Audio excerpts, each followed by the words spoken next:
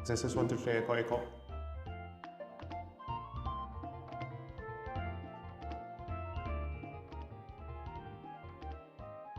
The volume is too loud. Let's go this much. Okay. Here's my own voice. The volume is too loud. Let's go this much. Okay. Hey. Voice is in. So hi, welcome back to the channel. So I currently have too many games to play right now. But I haven't played my Knight Prequel for today. So I do want to do my dailies, and after that I'm gonna grind, go back to grind my Ember set, because I played too much Little Company this afternoon. So yeah, it's gonna be a little bit different from my usual stream, but I guess why not? Like it doesn't hurt to show other people like how do I play this game, okay? So for those of you who are still thinking about playing this game, this is kind of like a relaxing game. Like, it's gonna be stressful for a lot of people who need to dodge the boss's skills, but it won't happen until like a little bit on end game. Like early game, you can just kind of like over level the content that you are in, like grind a little bit. But at the end game, where the bosses or the enemies are higher level than yours, then you have no choice. If you do play with other classes, like you do need to dodge some of their skills. But lucky for me, I already planned this build to play ever since the game came out, because I know I don't have enough time to try every single class. So I already want to make a tanky mage, because that is how I always play every single game, RPG game basically. Like in every RPG games, I like to be an immortal mage, like a very tanky mage, because that is the easiest thing to build. Like here's the thing, like in every single other game, if you play as a swordman or a thief, assassin, every single physical DPS class, you need to choose whether you want to increase your defense or do you want to increase your attack. And the thing is that there is a defense stats on your enemy, which can reduce the damage of your physical to your enemy.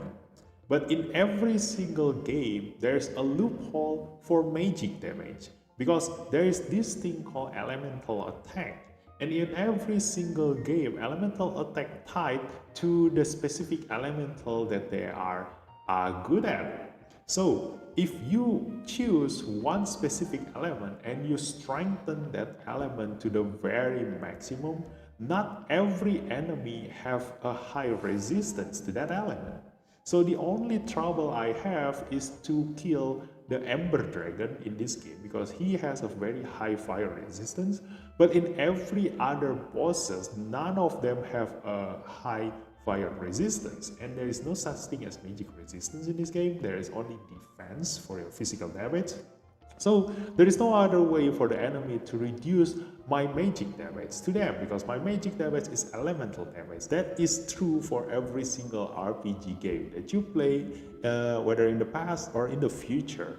And that's why a fire mage that specializes in fire, like everything all about fire, is a very easy thing to build, because the only thing you need to do is to increase your fire elemental damage and reduce the enemy's fire elemental resistance. That's the only thing you need to do. And that's why I knew straight away that this skill is very important in a pyromancer, because this reduces the enemy's defense and fire resistance. This is the most important one, because there is no way for the enemy to get this number back. And if they have a low fire resistance to begin with, it's gonna double the damage intake that they will take from me. So with all of my fire skill here, I can deal like insane amount of damage. And the thing is that instead of having a lot of skills to press it's a much better solution to increase your fire damage. This is also true to every single RPG games out there, because in order to get maximum damage out of one of your skill, because among all of these skills, obviously there will be one of the best DPS spell in here, and in this case is the flamethrower. The flamethrower will keep on dealing damage, like continuous damage, as long as the enemy is standing or under the dragon. So they will get like continuous damage every single time the dragon make a circle on the enemy, and the dragon's length is determined by the ember that you drop from some of the skills here, which I use the volcanic rift to drop the embers that can increase the length of the dragon in here, and the length of the dragon determine how much damage the enemy will get every single second. So in order to maximize my dragon, you better off increasing your fire damage instead of like taking a lot of active skills. Like you're also gonna be overwhelmed by how many skills that you need to press. So you only need to press one here and increase the damage, the fire damage by a lot using this pyroknight, fire aura, and then this one blazing soul. And Blazing Soul is tied to the Battle Last, so you also need the Battle Last here. And this one I only use for the movement speed. And this one, obviously, if you have seen my video, you know how OP this skill is. The moment I saw this in a game where there is no healer, where you are very much depends on your potion to recover your health, a way to heal yourself for every single hit that you take is a very, very strong skill.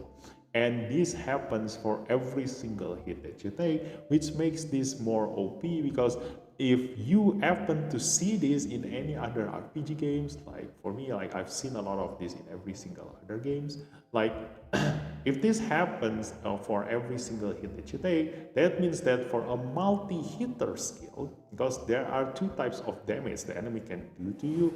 One is a burst damage, like they're gonna do one single hit to you which deal a ton of damage, or they're gonna do like 100 hits on you and accumulate all those damage into like a very high number. So if they do like 100 multi-hits on you, this is gonna trigger 100 times, you know, because there is only like 0.2 seconds cooldown, so you know it's gonna trigger every single time the enemy multi-hits you. So you basically you just become immortal with this skill. Okay, so this one also, because some of these skills, especially this one, use hybrid attack power. So this one change your intelligence to attack power, which doubles the damage of this scorching breath. But because I only have one skill of scorching breath here that used like a hybrid attack, the rest all use magic power. So I don't need to maximize this skill. Like I can use the point for other skill here. So that's basically the theory craft that I have to build my my character here, and it becomes immortal, you know, up until now. Ever since I was level 10, I don't need to avoid anything. So yeah, you're probably gonna see a biased play style in here, which kind of like, you know, break the game.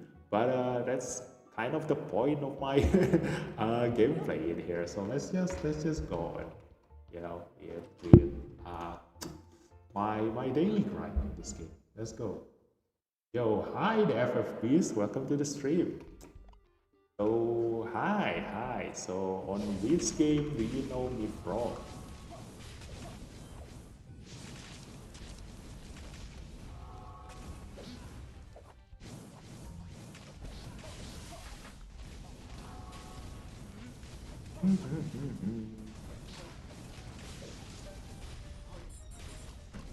Oh yeah, I also need to collect the medallion.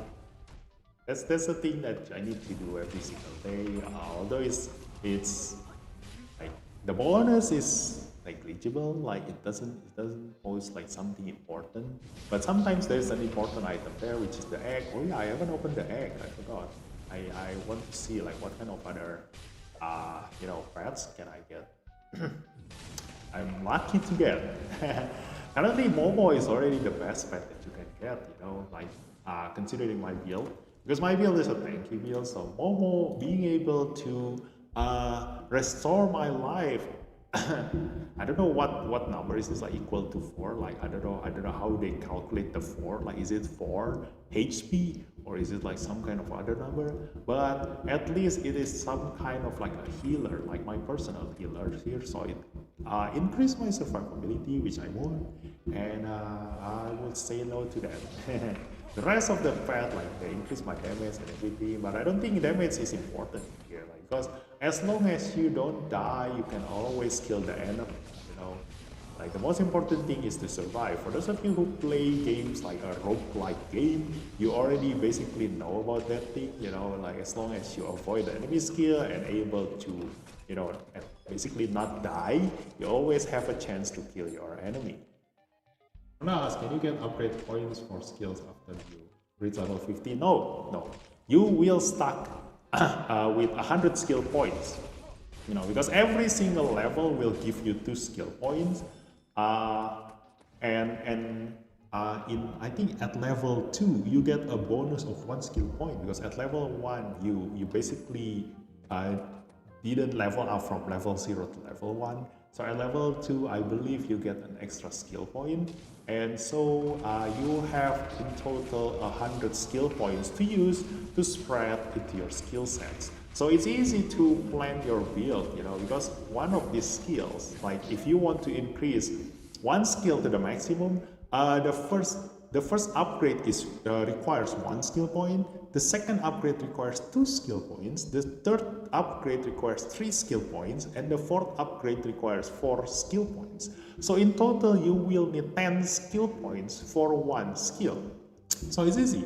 Like if you want to maximize this skill, you need 10 skill points. So you can only maximize like 10 skill.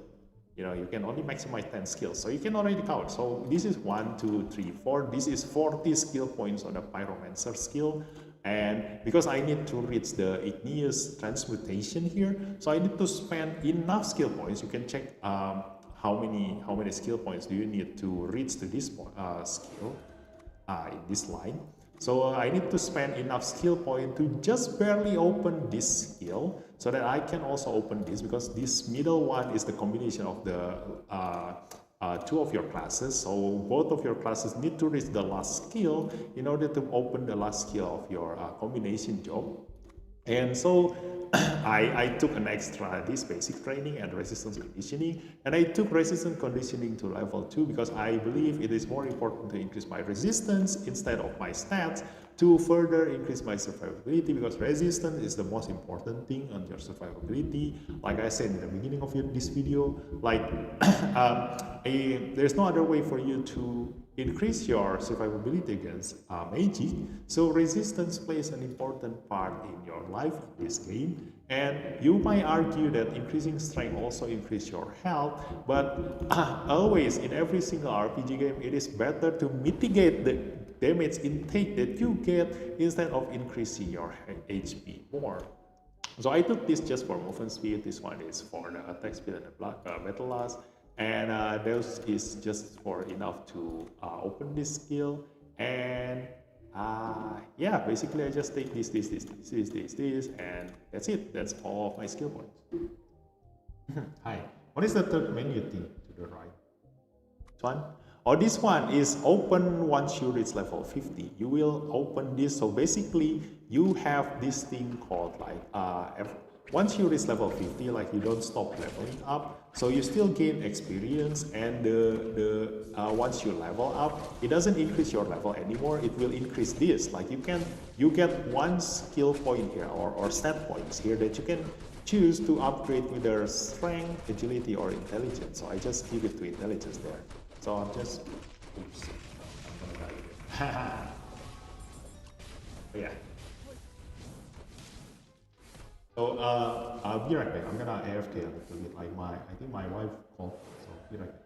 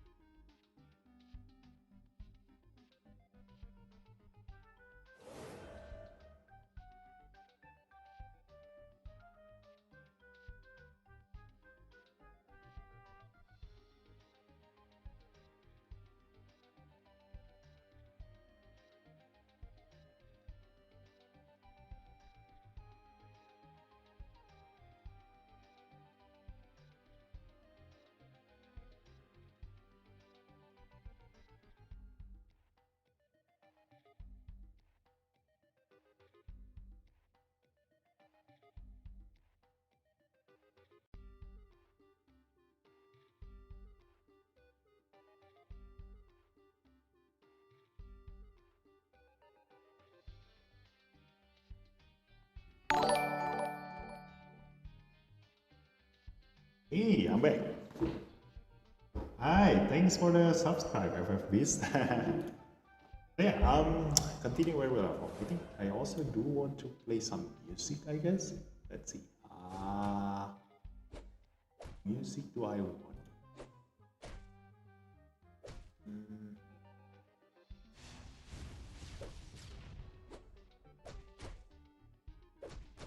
Maybe I'm gonna play a medieval music.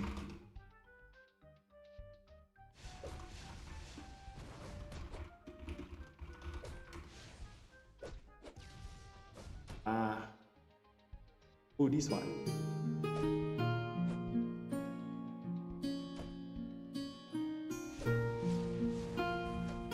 Yeah, this is relaxing.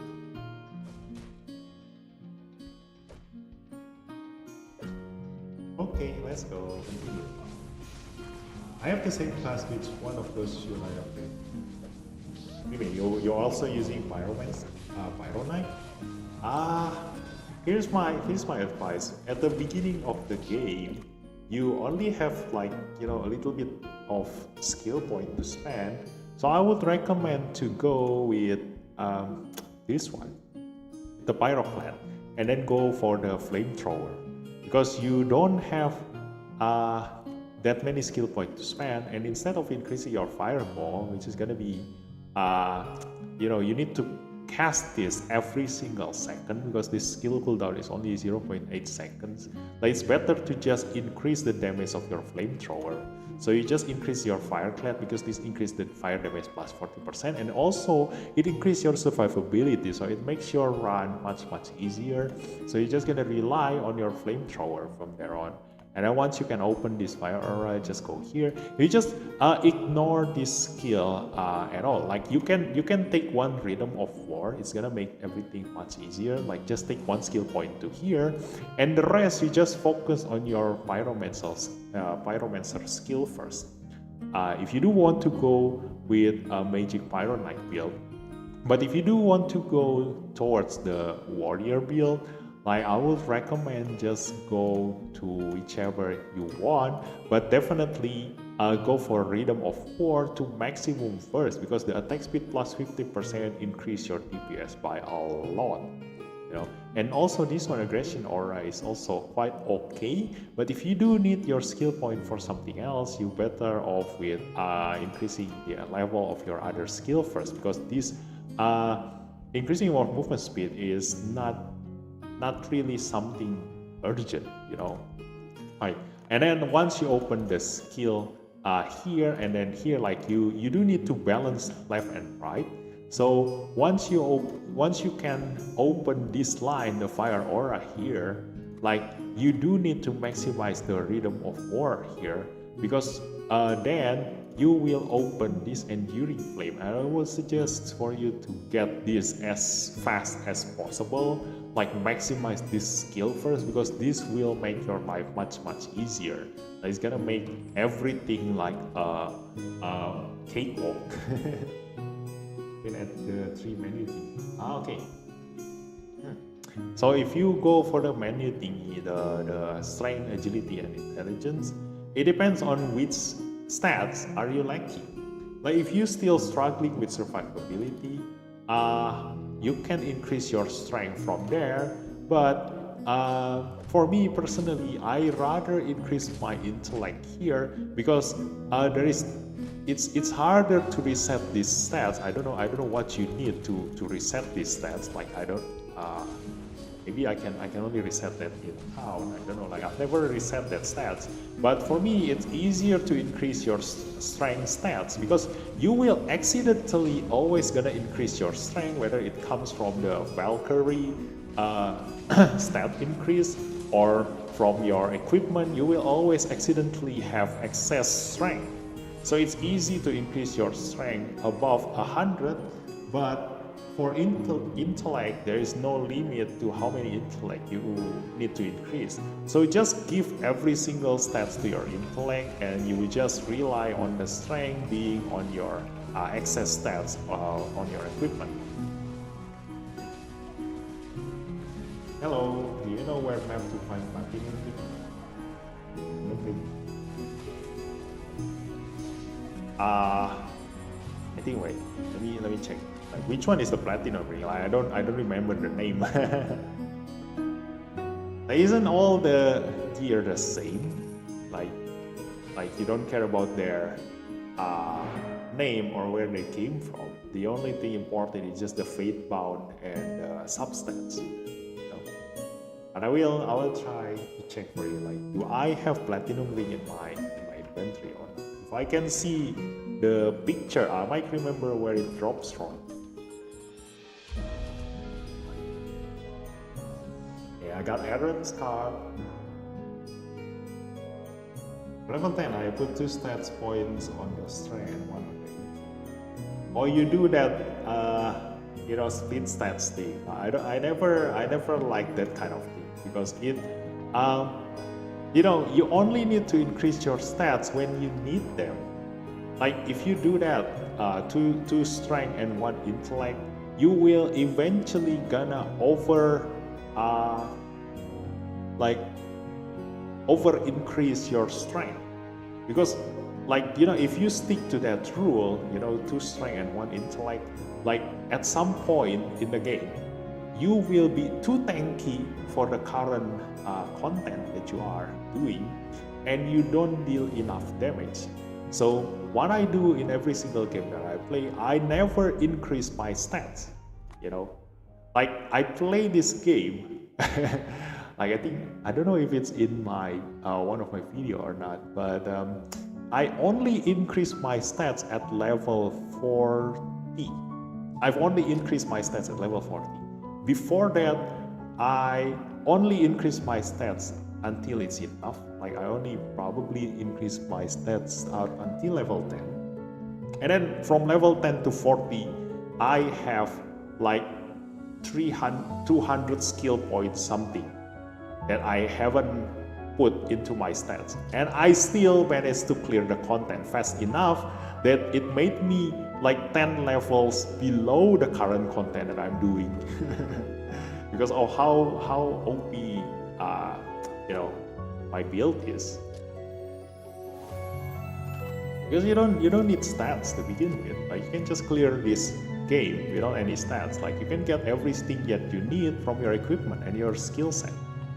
Oh, ooh, flaming core critical casting. Flaming core define. This is nice. Flaming core define. I'm gonna put this here. This one, flaming core tonga, also good. Yeah, the rest I'm just gonna set up. So yeah, like if you do that 2 strength and 1 intellect, I bet you will over increase your strength, because even at 1 strength and 2 intellect, you have too much strength. You know, you have too much strength. You don't need that much strength to be a pyroknight, basically. Because what I find is that I've only have trouble because so far at level 40 at level 40 I only had trouble because I don't have enough strength. So only then I increase my strength to 60, like 60 strength, and that's it. Like then, from level 40 to level 50, I have no problem with only 60 strength. And then the rest of the stats I just put into intellect. And at level 40, when I change into a heroic map, then I have trouble again. And then I reset my stats and then just increase my strength to 100, and the rest goes to intellect. So I don't know how many stats do I have there. Like let me reset a little bit. Let me see how much stats do I have. Right here. So yeah, we have 198 stats. So I just put 100 in here.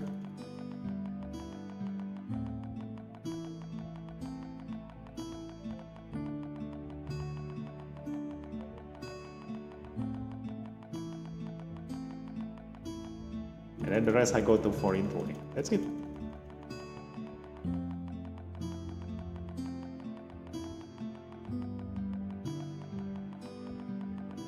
there's no specific area to find them. I suddenly sold my platinum ring that has onslaught and epicenter and second. Too bad. But knowing this game, like you can always just grind them again. You know, like it's easy to grind them. See, that's how I put my stats. That's all. Don't think too much about like the specific number of things. As long as you have enough strength, that's it. Like you don't need the excess strength anymore. So I'm just gonna do my daily quest in here, so you guys can just see how I go around with my life in this Knight Prequel. Let's just go. Oh yeah, I also do want to increase my speed so that I can clear the content faster. Don't even need to take any other chest in this game. I will just skip everything. How do you level up so fast without increasing stat? How did you reset it? There's an NPC that can reset your stats. Like you just need to find the NPC. I think there's a requirement there. I think you can just find a YouTube video. Like I don't know, I can't remember. Like I just do my game thingy, and just that guy suddenly just came to my city. I forgot what I need to do. Then buy back here if you accidentally sold it. Yeah, but I bet he sold it like a long time ago, not just now. So yeah. So to answer your question, like how do I level up so fast, is because of my fire damage. Because with my skill alone, if you do increase your skill correctly, your skill alone is already strong enough because of this one. The moment you get Scorching Breath, you totally don't need any stats at all because it reduces the enemy's fire resistance, and with pyroknight and fire aura, it's enough to one-shot anything like this. It's enough to just one-shot anything. Yeah. So I don't need before level 40, like I saw myself one-shotting everything. So I just don't need to increase my stats anymore. As long as I can still one-shot all the ads here, I'm okay with just killing the boss a little bit longer.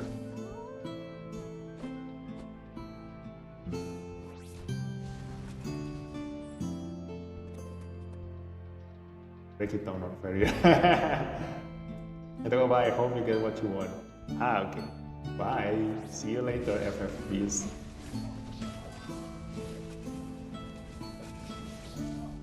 You can suggest where to find an onslaught enhancement ring. You can easily find it on your map actually. Like you can read it. There's a specific map for specific fate lord items. So if you do want the onslaught, I think it's around the middle part of the map. I think the middle level of the map, the onslaught. Let me check that for you later after this.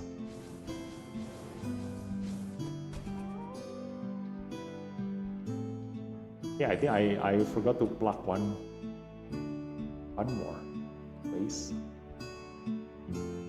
Oh yeah, there is one more place. It's okay. It should be fine. I probably. Oh, I forgot to unplug too. I unplug now. Okay. I think it makes the boss stronger. But yeah, this is the first time I kind of like forget to plug two of the holes. I wonder what happened. Come on, boss, let's go.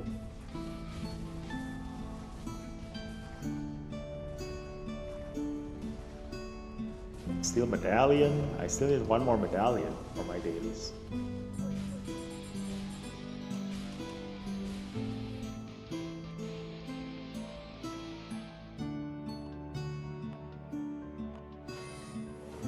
The quest still complete. So what's the point of plugging the hole on the way? Next time I do this quest, I'm just gonna go straight to the boss.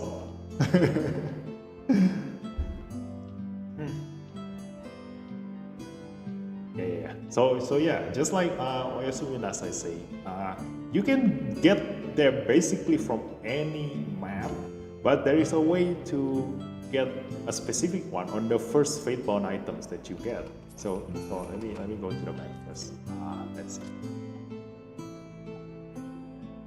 Secrets only give one slot on helmet, armor, and boots. Yeah. It's random. It's random. So here is the thing. Where is onslaught? I think it's this one, right? Onslaught is the dot one, I believe. Onslaught.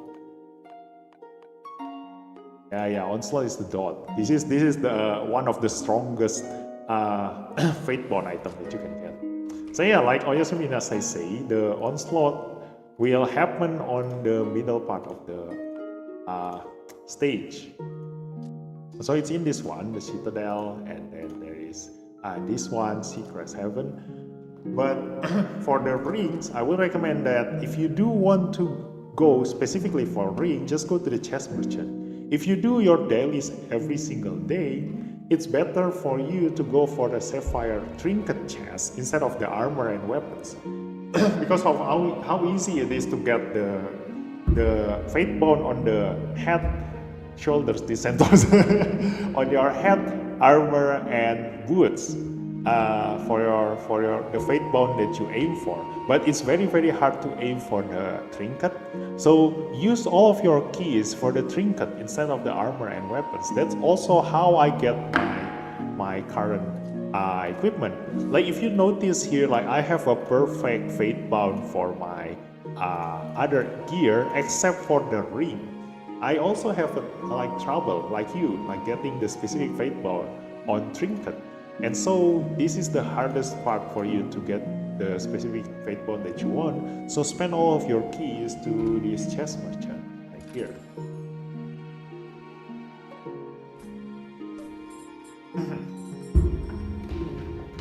Look at that. Wow, three orange. Let's see what do I get. Oh no, it's only 2. So toxic core, frigid core, light rest. Yeah, none of those I want. So also presence of mind. Yeah, I don't need any of this. Not flaming core onslaught. Ooh, that's nice. Just gonna save it for later. Yeah, sometimes I'm a loot goblin, so I just put all the good ones I found, even though I never use them. So I'm just collecting stuff at this point. The rest I'm just gonna disassemble. Hey. Yeah, let's water this plant. And what else? What else do I need? Ooh, I got 2 more keys. Random, you can get any slot of gear from any. Yeah.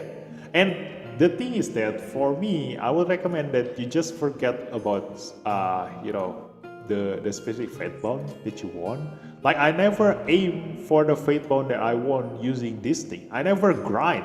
I never grind on any of the map here because of how easy it is to kill all the bosses as my class. So I just just go straight to the end game, like killing every single boss until the end game to heroic Tower of Aeonia, and then from then I just kill all the elite bosses every single day, and just hope that one of the boss drop the fate bond that I want. It's much easier to do it like that. You don't have the burden of trying to grind for the things that you want. Instead, you can just level up your character and get the best gear possible, because eventually you're gonna replace your gear with all the orange in here. So it's better to just grind the cards instead of grind the fate bond that you want. And believe me, I never aim to get all this gear. I never aim for this. I just go by my days, and eventually they will drop for me. So I just because I aim for them from the beginning until now. So every time I see, this combination is good, or this combination, I just put it in the bank. So I spent all of my blue gems for a bank slot, and that's how I managed to get all this. I never grind for any of this. Ooh, look at that, echo casting. What is creature for the attack speed called damage? This is nice. Dexterity. But the dexterity is bad. So yeah, just gonna put it in a bank. I'm just gonna break the rest. Let's just open more. Like hopefully I can get the ring that I want.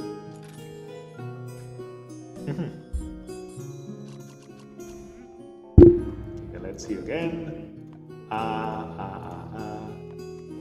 Good, not good, not good. Okay, not good. And again. Yeah, this is basically how I get my ring.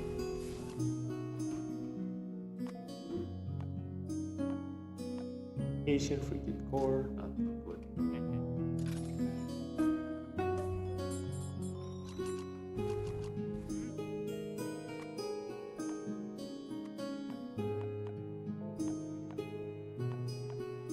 Nothing good again.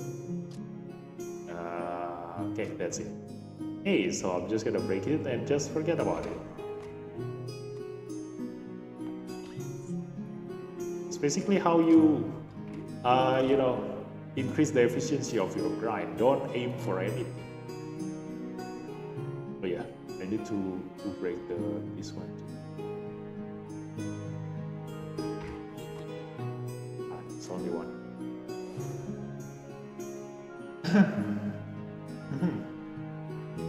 Spend one skill crazy, you will get your wrist.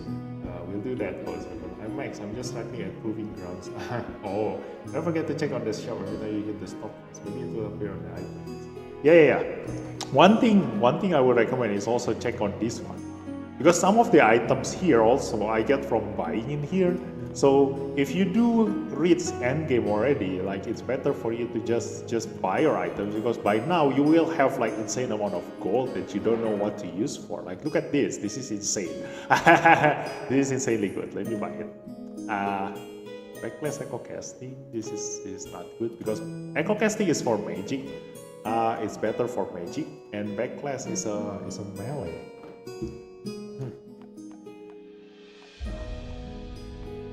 Yeah, nothing good anymore. So that's how I get all of these things, like I just put it there.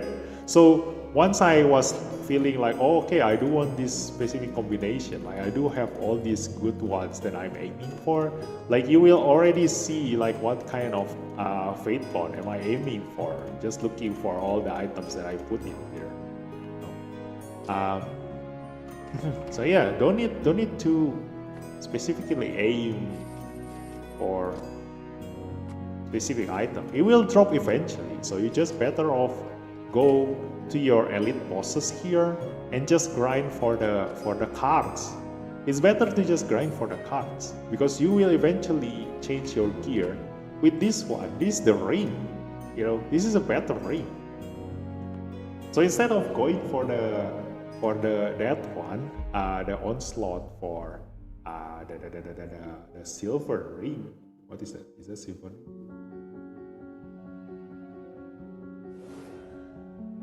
Platinum ring. Yeah.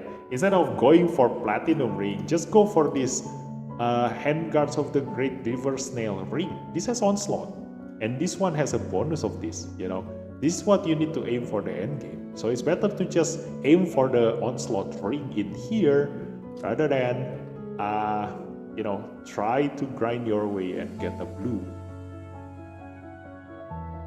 So let's go. I'm just gonna do my dailies here, and once we finish with the dailies, we're gonna go with the grind, the card grind on the Ember dragon. Just skip everything. But I won't skip some of these, like the Valkyrie statue here or the cursed chest. Those are really good because it drops a lot of enemies like this, and you do want to just kill all of them. The rest of the chests, like even the golden chests, are useless at end game. Like it doesn't give you anything good. So instead of doing that, just kill all of these excess enemies. You know, they might drop more cards for you. And that's what you need to aim for. If you already reach the end game, your aim is to get as many cards as possible, because you need a ton of them. Like you saw just now, the ring, the snail ring, have the onslaught thing, you know, the onslaught stats. But because we are already at the end game, in heroic, all the gear will give you 2 fate bounds. You know, so the second fate bound is going to be random. So if you don't want to waste your orange ore to use in the blacksmith to reset your fate bound into another random fate bound, you better off just make another new gear. So that's why you need a ton of cards at endgame. You need to just keep making new gear until you get that fate bound that you want, and it's much better than just aiming for the specific fate bound that you need at this point in time. You know, just settle with the ones that you already have. Like right now, I'm lacking the ring also myself. Like I don't have the proper ring, but it's okay. Like I don't grind for that ring because it's just gonna be a waste of time for me.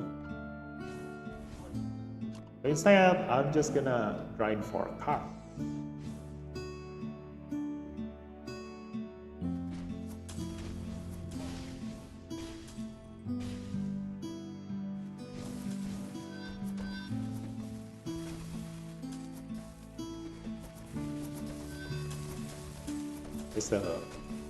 Where's the door to the next area? What the hell? I'm moving in circle. Where's the door? What the hell?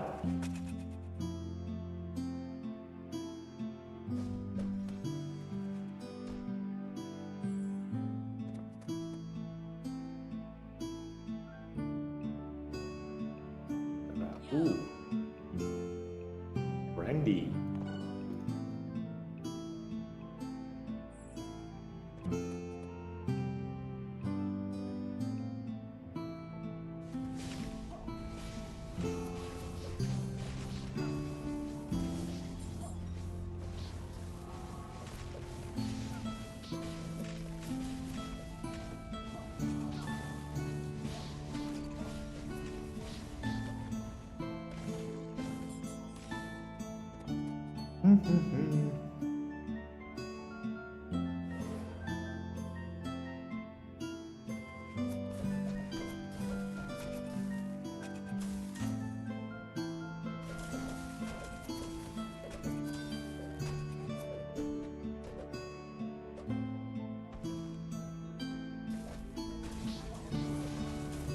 And also all these big ones, you know, because the big ones are rare. Like if I ever want to skip the stage, I will skill all these small ones, but I won't skip the big ones like this one, because you need the card from this big one.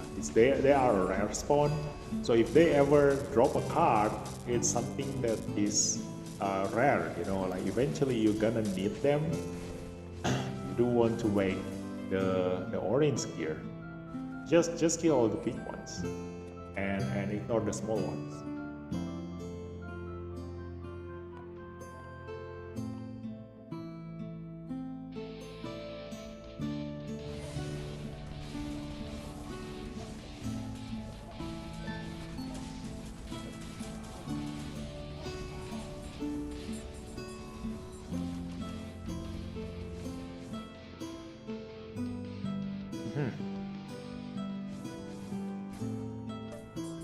Server is getting better, you know. Like I rarely get any of that retry anymore, and if it happens like when I can already skip the retry with the knife badge.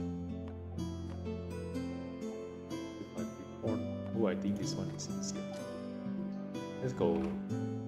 Last quest, and then after that, get a grind. We're gonna start the grind. Yeah, we haven't gone into the grind yet. Like I've been spending too much time for the dailies. I should speed up. Let's go.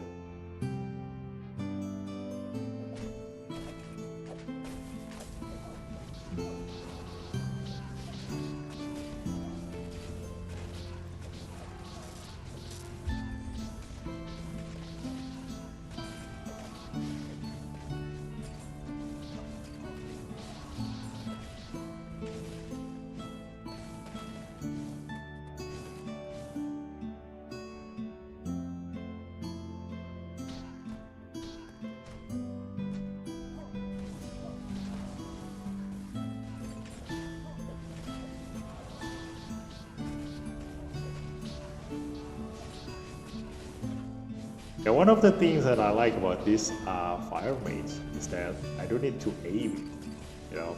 Like the dragon will auto find the nearest enemy to charge, and then the volcano also just hitting every single thing on your screen.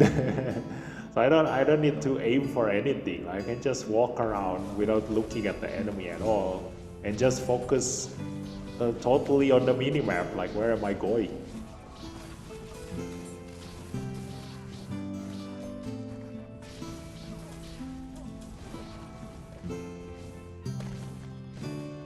Where's the report?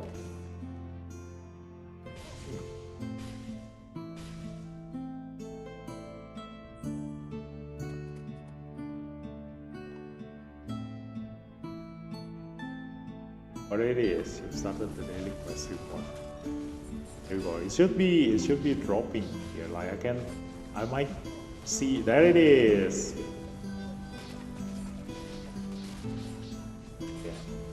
That's why you need to take note of your minimap, because it will show the mark on your minimap, the exclamation mark.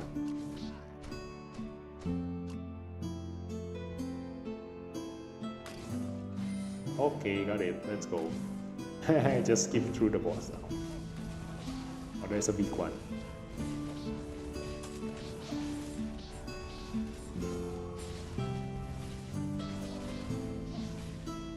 Look at that! Got the Citadel Knight.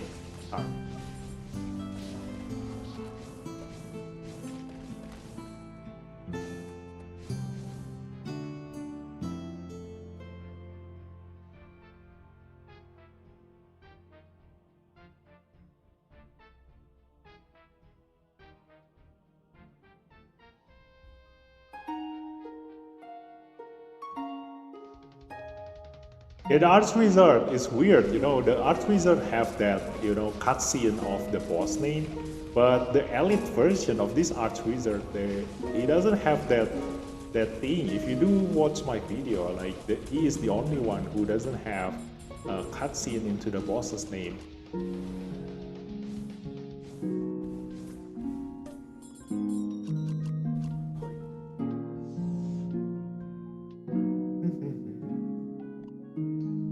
Okay, we got another key. Daily is done, so now it's time to grind for the card. Just use the potion. Yeah, water.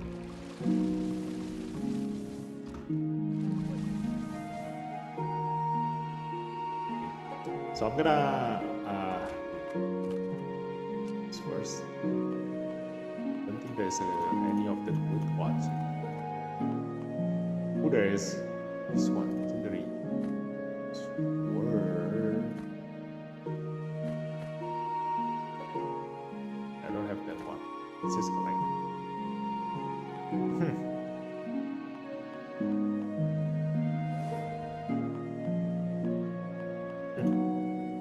Okay, that's it.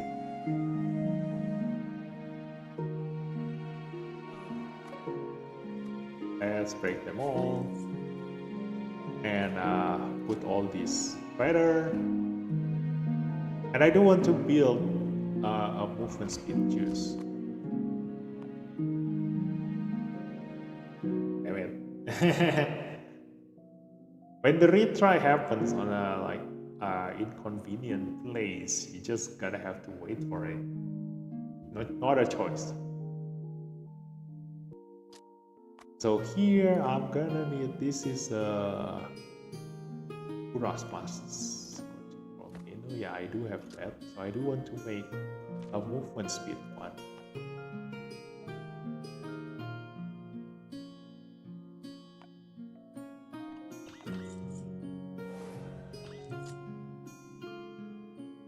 What do I need for the movement speed?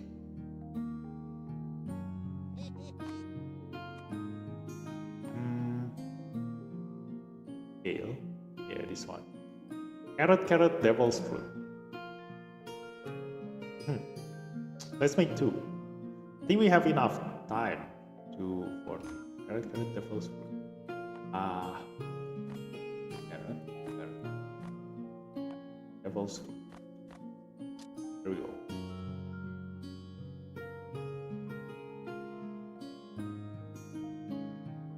Okay, so now this is a proper run.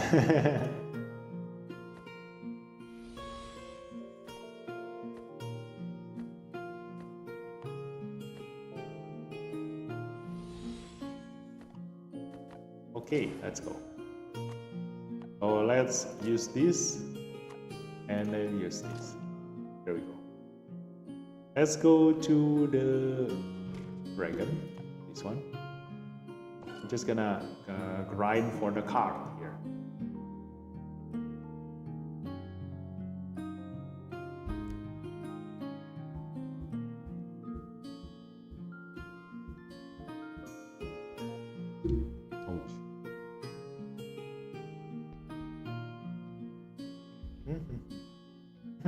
Need to bring the mask, just click on tab and all the tab on the one. Oh really? I didn't know that. Okay. So what's the point of putting your own mats in on the first page then? If you can just go to the second page and build straight from it. What the hell? Or maybe there's a hidden one. Oh, maybe, yes. Maybe you can just try on certain combination that doesn't appear on the menu there, and it might end up with, like, you know, a hidden potion.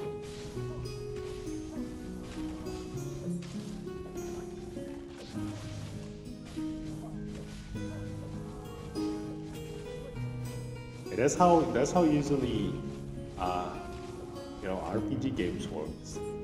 You know, once you live long enough and play a lot of RPG games, like you already know all these sorts of things, like tips and tricks on playing RPG games. They always end up with similar ideas because, you know, there's just so much to do on the screen. Like they cannot add something that you cannot do in the past.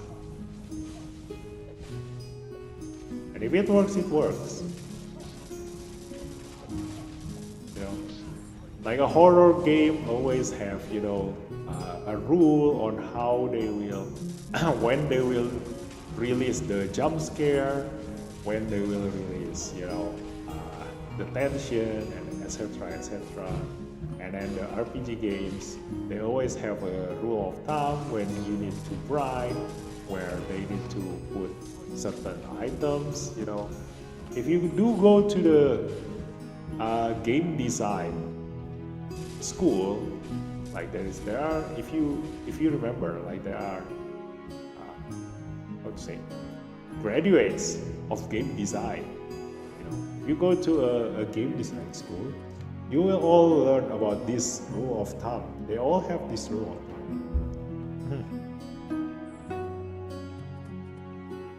That's why every single game is kind of like similar, because they end up being a lesson that everybody need to follow.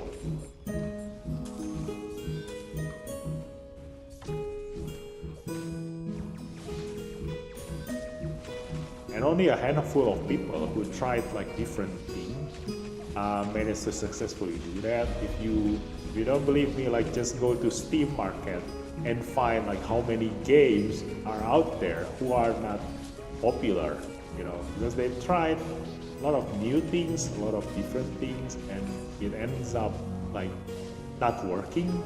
So it needs trials and error, you know. You do want to try new things that they never used before, but usually you don't have that luxury or the trial and error. So they always want to make a safe bet.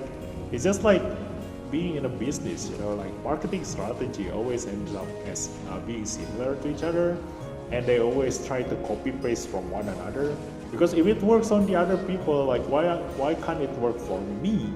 That's usually how they all think, you know. And it's true, because you don't waste resources on trying new things, you don't waste time on trying on something that is not proven to work yet, and only just leave it to the research team of like a big company to try out new things, and you just do the things that's already proven to work. And the same thing works for game company. That's why nowadays games are all similar. And that's also how me as a theory crafter know how to guess like which build is going to be OP, which character is going to be OP, and how to exploit the game here and there, because they all end up becoming the same.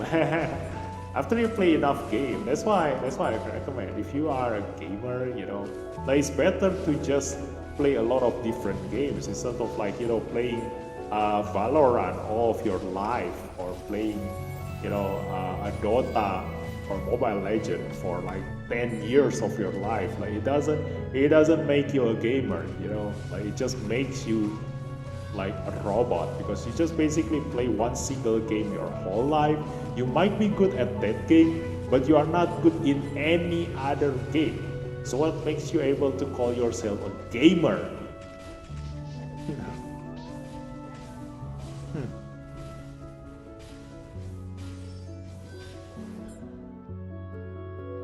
If you are bad at every other game,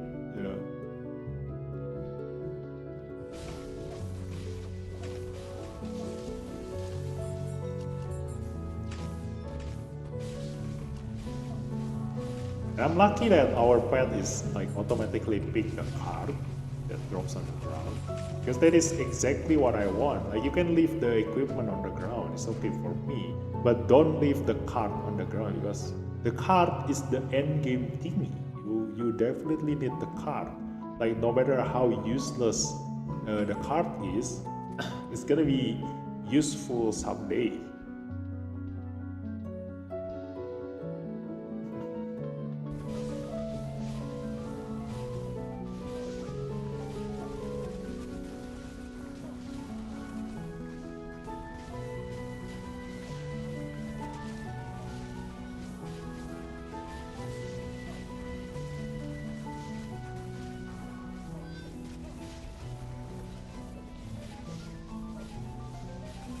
It is funny, like I have the most trouble killing the fire dragon, the ember dragon here, because the ember dragon can fly. He can avoid my skill. Ooh, how many orange do I get? What the hell? Let me see. Let's drop this. Let's drop this.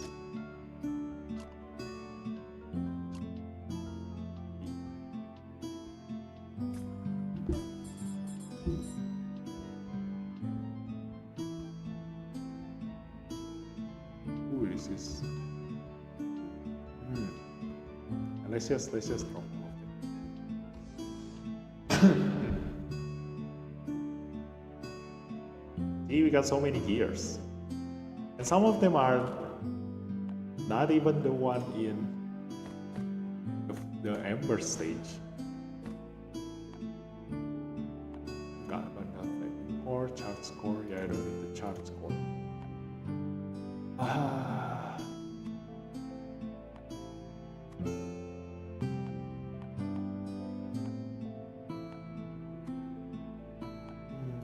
Don't think there's any good ones. This is Flaming Core and Critical Casting, but right now, yeah, I'm just gonna stick to our aim. Let's go.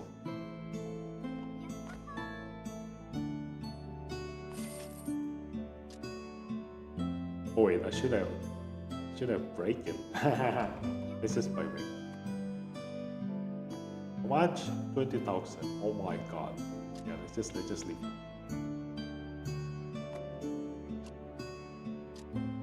Okay.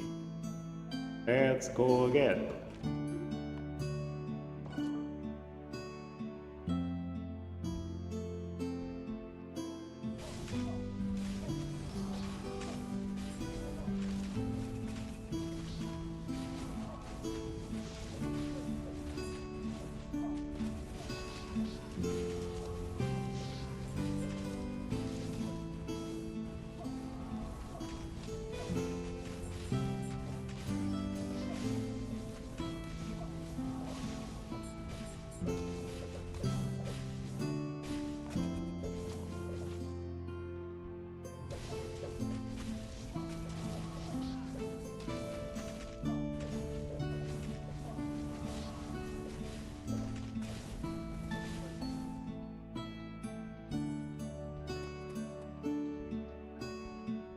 Should really change artillery to pyromancer.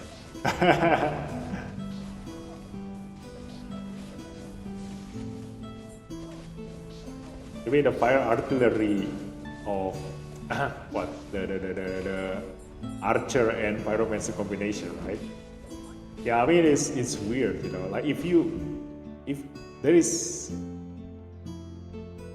what to say, like there is actually not really a good combination for an actual pyromancer main, you know.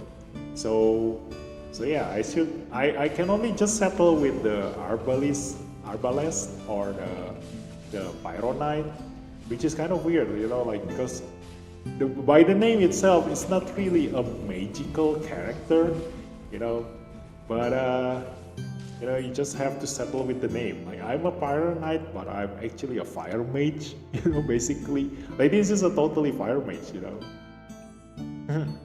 Like there's nothing knighty at all.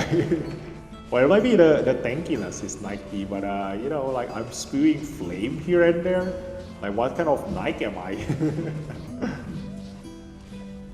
You know, the combination skill.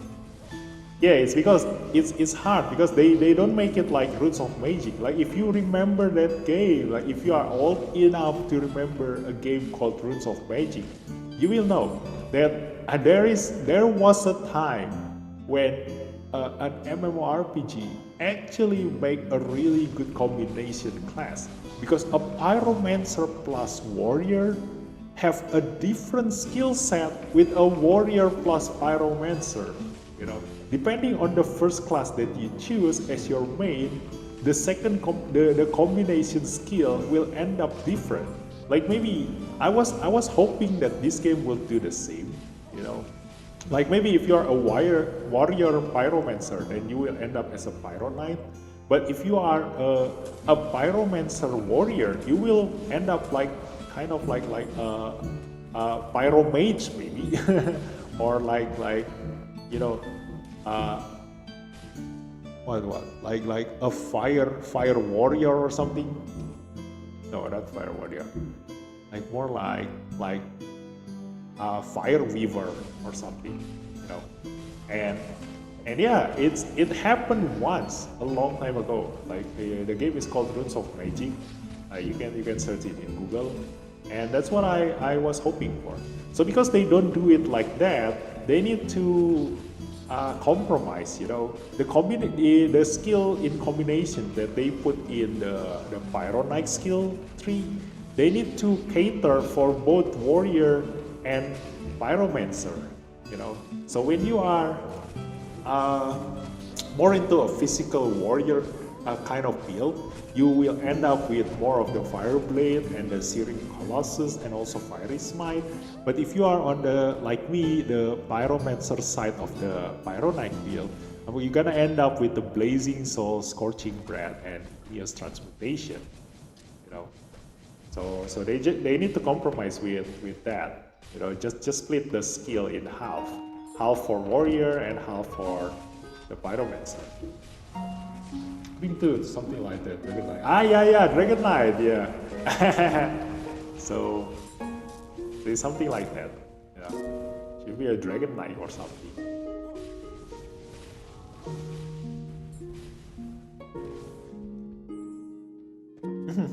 So yeah, to be honest, like when I first saw this game and they mentioned a combination class, the first thing that came to my mind was Runes of Magic, and also the first thing that I want to build was a pyromancer. Not a pyromancer. I wanted a necromancer build, because if you like, you're probably not someone who has been with me for a long time. Like all of my old viewers, the ones who have seen me play a lot of RPG games in my stream and my channel, and if you go to my Baldur's Gate stream or my Baldur's Gate playlist, like you will know that I'm a lover of necromancer. So I love something that summons character, you know, because while your summons do something, you can do something else on your own, you know. So it's double the DPS that you can deal by just having a minion do something at the same time while you do something else, you know. So that's the strength of summons. And being a summoner, like your worst strength, like your weakness is having yourself as the summoner weak. You know, you are very susceptible to attack because you are not as tanky as a knight. You are basically have nothing to protect yourself from, because to make the game balanced, obviously they're gonna need to make the summoner being the weakest link of a summoner, you know, the summoner himself. So in order to counter that, you need to be tanky as hell as a summoner, and you you just leave the rest to your summons, and it works really well as a summoner because you and the summons have different stats. So even though you go full tanky build, your summons can just go full DPS, you know, and you can have both worlds, you know. So that's what I was aiming for. And then they make Animus a pay-to-win character. When I saw that, like, what the hell, you took away my necromancer. So I was like, you know, the next best thing for me when there is no necromancer is to build a mage. And the mage, if you happen to join this stream like 1 hour ago when I first started the stream, I already explained that a mage is very, very easy to build because they play with just one elemental strength. So the thing with elemental is that the enemy have a defense and magic resistance. So in every single RPG game, there is this thing called defense and magic resist. So defense will reduce physical damage that the enemy take from you, and magic resist will reduce the magic damage that they take from you.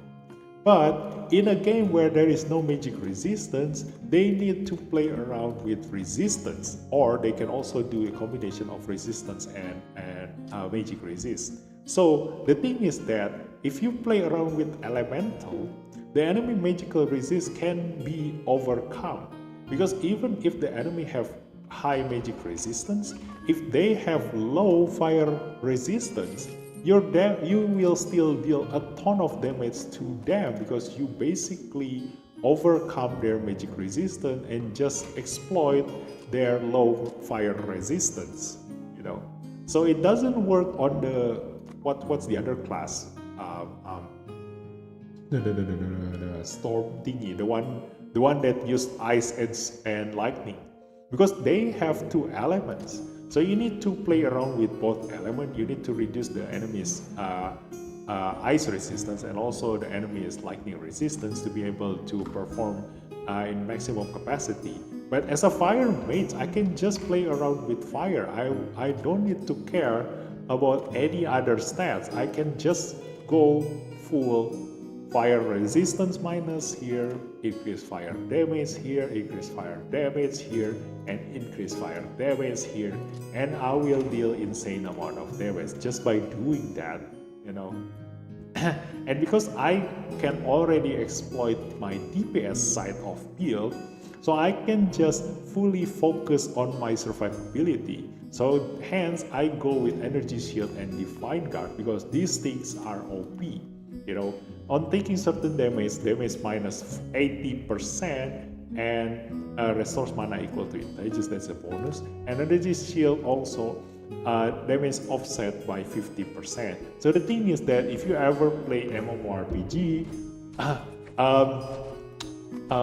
mitigating the damage you take is much better than increasing your defense. So it's much better to mitigate the damage intake rather than increasing your health or even your damage. So once I have the divine shield and the energy shield, I no longer need to increase my strength. I can just put all of my stats into my intellect at that point in time and just put enough health to just survive getting one-shotted by the enemy, and that's it. My damage mitigation and my resistance will play the defensive part to make me survive every single thing that the game will throw at me. And hence, it's really easy to make a tanky wizard in every single RPG game compared to building a swordmaster or a thief, an assassin, a hunter, and everything. Because all of those class plays around with physical damage, and every single enemy in every single game have a defense stats. So you cannot like reduce the enemy's defense below 0. Usually they don't allow you to do that. But there is such thing as 100 resistance. Like there are in every RPG games, they will allow you to increase your resistance until you are immune to certain things. Like if you play other RPG games, you will know that there is like fire elemental or ifrit. They are basically immune to any kind of fire damage. So if there is something that is immune to a fire damage, so the opposite will work too. The opposite will also work, meaning that if you reduce the enemy's resistance to 0, they will receive double the damage from your elemental damage. Hence, that's why Wizard is the easiest thing to build as a really strong DPS, and you just need to focus on survivability, and voila, you have my kind of build here. Hello friend, hi Best and for Mobile, welcome to the stream. We are will be free soon or never. Yeah, hi Romy, welcome to the stream. No, I don't think. I'll probably hoping for them to, for like certain event, they're gonna give us the where can I check the shop from here? I cannot check the shop from here. Where's the shop? Can I press the shop button in here? Oh, I don't have the shop button. So I'm hoping, like, you need to use the fish bread, the fish bread icon. Like it's a totally different currency for the Animancer. Like it uses the fish bread. So I'm hoping they're gonna release like certain event that will give you a free fish bread. And by collecting the free fish bread, I eventually gonna have enough to open up Animancer. So yeah, just wait for that moment to come. Otherwise, they will just keep Animancer permanently behind behind what? What's the name? Behind a payment, and only for those who spend money will be able to play with Animancer. It's up to them. Like both are a viable business strategy, So they can either do both, but I will recommend them for not listening to the player, because listening to the player is the worst thing that you can do as a game developer. Never listen to the player, because half of the player base are idiots. So you as the game developer, you obviously know more about designing games than the players. So just follow your instinct, follow your experience, and that's it. You're gonna end up making a great game. Paywall. Yeah, that's the word. Thanks, Koya. Koya, but other account. Yeah, behind a paywall. Yeah, they gonna hide the Animancer behind a paywall forever, and it's okay. It's okay. That is one way for them to get money from the player. Otherwise, this game is free. This game is free. So if they want to release a good content, they definitely need money from you. So think about it like this. As a player, never be selfish. You might think that, oh my God, this company is very greedy. They ask you to pay for every single thing, especially for gacha games. Like they are very greedy. They want you to buy their stuff so that all the pay-to-win players are getting the advantage, etc., and the free-to-play players cannot do anything, etc. But think about it from the game developer perspective. If you ever become a game developer, you don't make games for free. What is the point of you making games for free? Obviously, you also need money to eat. So obviously, every single game developer make a game to get money. So there is no point of them making a game that doesn't generate money for them. Okay, So if they release a free-to-play games and basically doesn't get any money from that, they will only do updates, or they will only upgrade their games, or you know, like making any other event, etc., etc., only in their free time. The other time, they will be very busy doing their side jobs to get money to eat every day, you know. So if they hide the Animancer behind a paywall, it's a very acceptable thing to do in this game, because that way I'm hoping they can release like a better content in the future, because then they will get money from all the people that wants to play as Animancer. And it's not something that will generate that much money, so don't expect too much from them for the future updates, you know. It's just because not many players will want to play as something that they don't want, you know. Like if you don't like Animancer, why do you need to pay, you know? So yeah, it's not gonna be as much money as Genshin Impact or any other gacha games, but it's enough to at least open up this, you know. I still see extreme, ultra extreme, and heinously extreme. Like I'm very much hoping for this content here to be released later. So I'm ready for that. Let's go. So how many cards do I have collected so far? Let's see. I want to build this. Let's go. Oh, I can already build the shoe. I do want this one though. I need one more volcanic slime and large spinel mine. I'm not using that. Full in large spinel mine, volcanic slime, large spinel mine. Oh, this one is the larval spinel mine. Hey, so this doesn't stop me from getting the armor, so I can build the shoe right now. And how about the weapon? Volcanic slime. Does it stop me from getting them? Volcanic slime. No, it doesn't use any of the volcanic slime. This is good. Cinder creeper full kit. Cinder creeper full kit. Oh, they use the cinder creeper. Okay. So I'm not gonna build the shoe yet. There might be a chance for me to build the weapon. And I didn't I didn't realize I can already build the golden Templar one. Let's see. What do you have? This is concentration. This is also a really good thing to have, you know. So yeah, I can already build that, but maybe I should build the. Oh, well, this one is not enough without any fight. Let's just grind again. Okay. So once I open up the set, I'm gonna be able to release a content that shows you how strong a pyroknight is with a full orange gear. But maybe in the future, you know. The thing about the orange gear is that you basically kill yourself if you use the gear. I'm gonna show you later. Like it's gonna kill you if you use the gear without proper preparation. Because the thing about that gear is that you can go to your blacksmith right now and check the gear and the bonus thingy. It says there that it increases your fire damage, but have a chance for you to burn yourself. And I've already tried that. You know, the thing is that the burn uses your own fire elemental damage.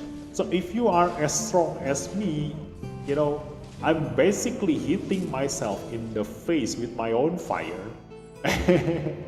And it literally killed me straight away, you know, even though I'm immortal against other enemies damage, you know, but I'm not strong enough to withstand my own damage. Yeah, it's gonna be really funny. Okay, so for those of you guys who want to see that, stay in this stream for the next like 10 minutes, you know, like I'm gonna show you in the scarecrow later, and how can I kill myself with my own damage. You should play to unlock one week. Yeah, definitely what? The bad gear for out here. Yeah, definitely a bad gear. Like for myself as a pyroknight, I myself die from that burn damage, So so I cannot imagine like an archer who play with fire damage trying to use that gear. Oh my god, you will definitely like get deleted in a second. Like in 1 second, you will get deleted straight away.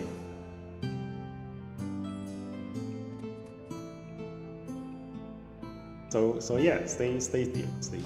I'm gonna show you after this run, because I think after this run my buff, the one that doubles the drop card chance, will be gone. So it's a good time to test things out. Spend the time to test things.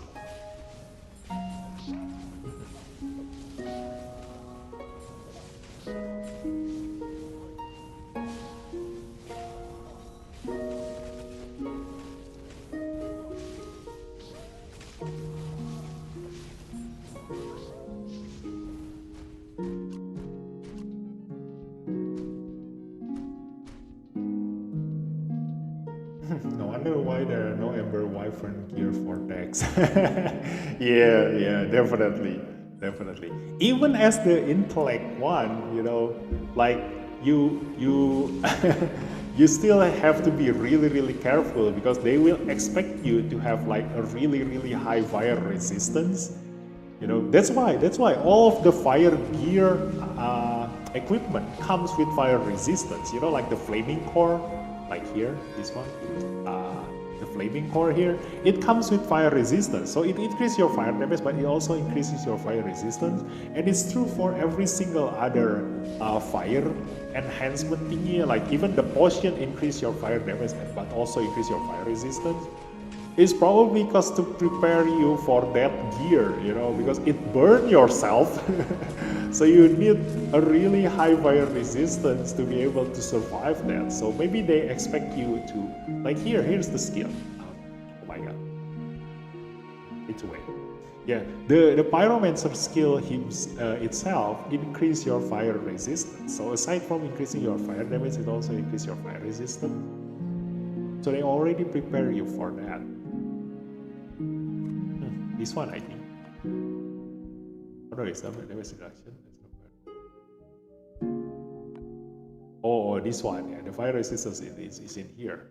So they already give you a fire resistance in here to prepare you for that one, for that gear. So I might be able to, no, not able. Like I might need to reset my skill and take that resistance, maybe, in order to fully maximize the gear set.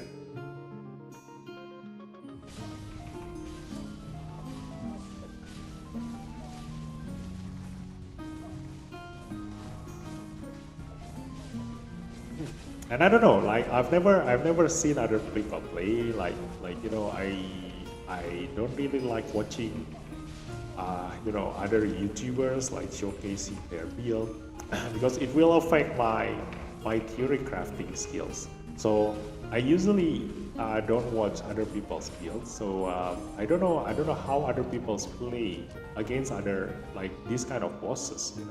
But for me, I never need to avoid any of the boss's skills. Like I wonder how all of you guys play. Like, do you even need to avoid those fire dragon's breath, all of those fire? Like let me know in the comment.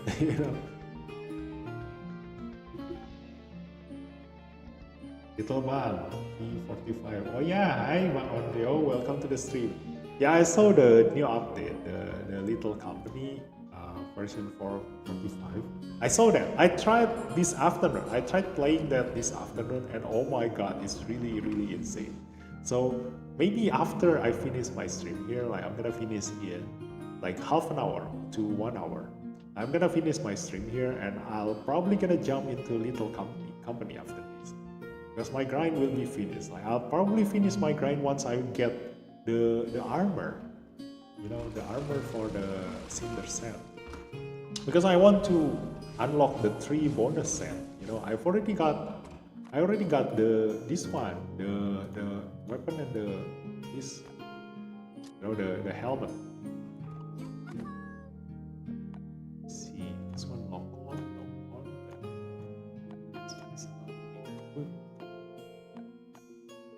Nothing good. Nothing good. Yes, nothing good. So I'm just gonna sell.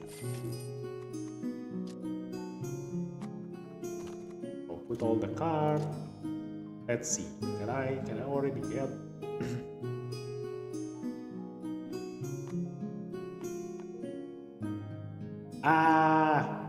Volcanic slime. Yeah, we're gonna need to go back again. Then. Let me try Oisumi Nasai's idea. Let's see. I craft from here. Oh yeah, I can already. I know, I never tried that. Okay, so yeah, let's go to the grind again. Choose this one, Fortune Volcano, and let's go. Bastion with lifesteal set is just basically immortal unless get sun. Yeah. Wait. I think I mentioned it in my channel. Wait. Let me show you.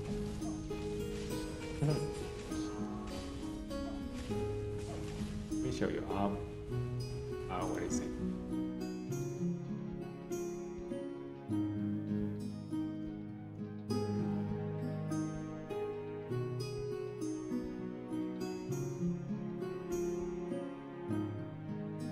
So, I know my team. Where is it? Not in here. It's in the shorts. Let me see.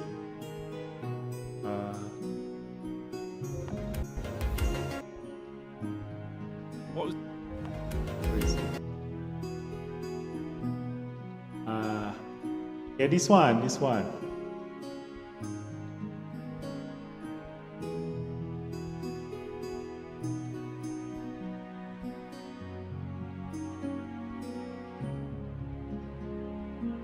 Wait, not this one. Is it? In here.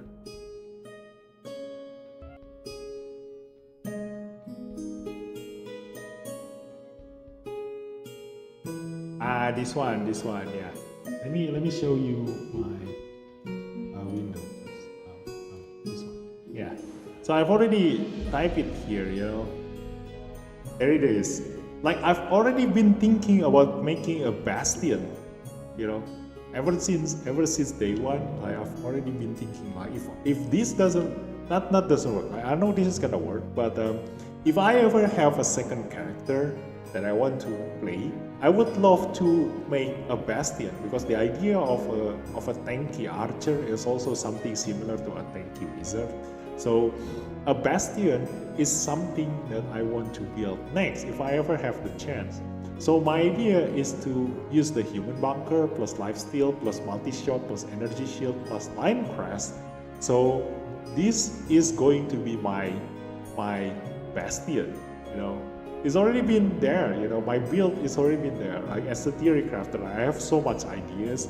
It's just that I don't have enough time and money to make all of my dreams come true, all of my ideas come true. So usually every time I play games, I always like, theory craft my ideas, tell people like this is gonna be OP, this is gonna be great, this combination is good, blah blah blah, etc. And it's up to them to prove me whether I'm correct or not. That's basically a theory crafter.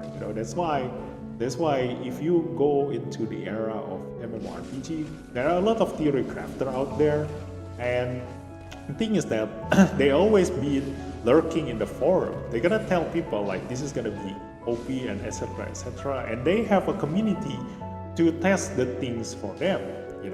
So like for example, for myself, I play myself as a pyroknight, but I do have a build that's gonna make a bastion really OP. But because I myself don't play bastion, so I have nothing to show you. You're gonna say it's bullshit on everything. Like I don't have the things to show you. But if you have an open mind and actually think like, oh, that might work too, and actually try it, you will see for yourself that it will work. And that's the thing about being a YouTuber here nowadays. Like if I don't have something to show you, to prove to you, like a lot of the time, people don't want to think. So whenever I tell them, like, this is gonna be okay, this is good, etc., etc., they will always gonna ask for you to prove it. And I don't have the time or resources or the character to prove it to you, so I'm just gonna leave it to your imagination. But for people who actually believe what I'm saying, like they're gonna try it out and they're gonna tell me back, like whether it's gonna work, it's gonna be good or not. And most of the time, that's why if you happen to see me playing this line, my other mobile games, which I'm currently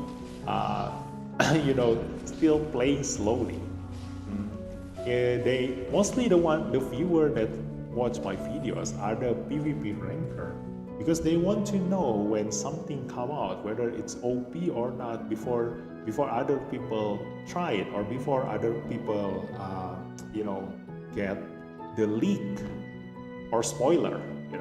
So I am spoiling it for the for the whaler.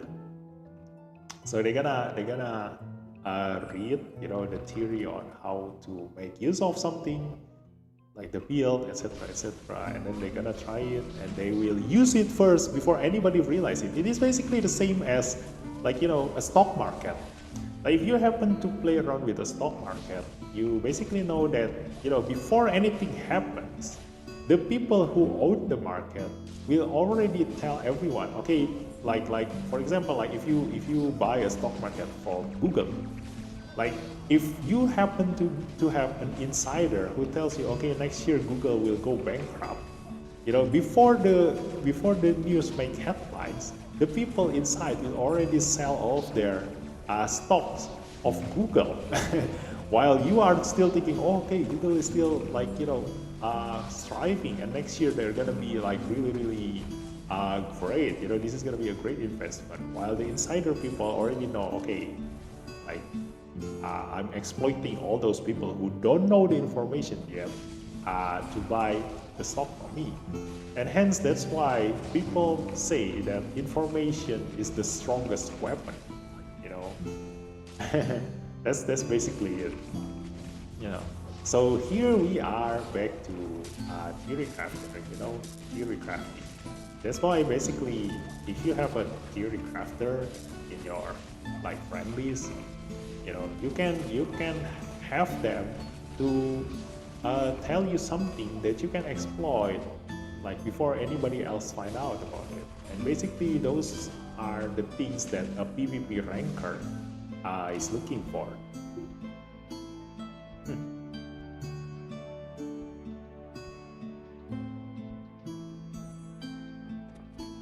Hopefully I get the last card that I need for that armor. Ooh, hey, hello, don't run away. Yeah, those cats or dogs are quite rare. But after a while, like you can find them a lot of times, like when you least expect it. So you do need to be prepared to just burst them down.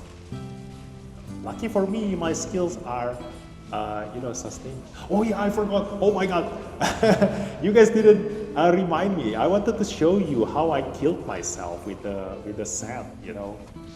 Okay. Oh yeah. Are you still here? I'm gonna show you after this run. Okay. Yeah.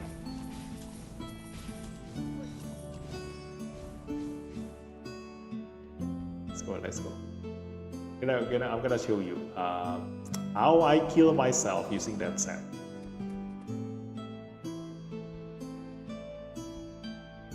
Yeah, are you still here, Koya? Sorry, I totally forgot that I wanted to show you the Ember setting.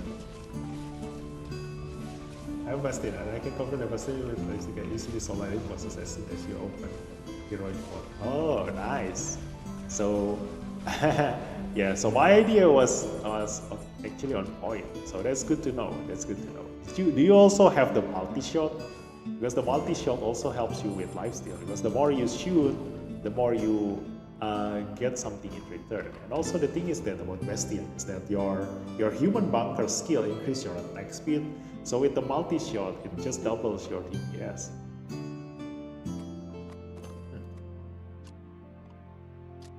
Yeah, let's see.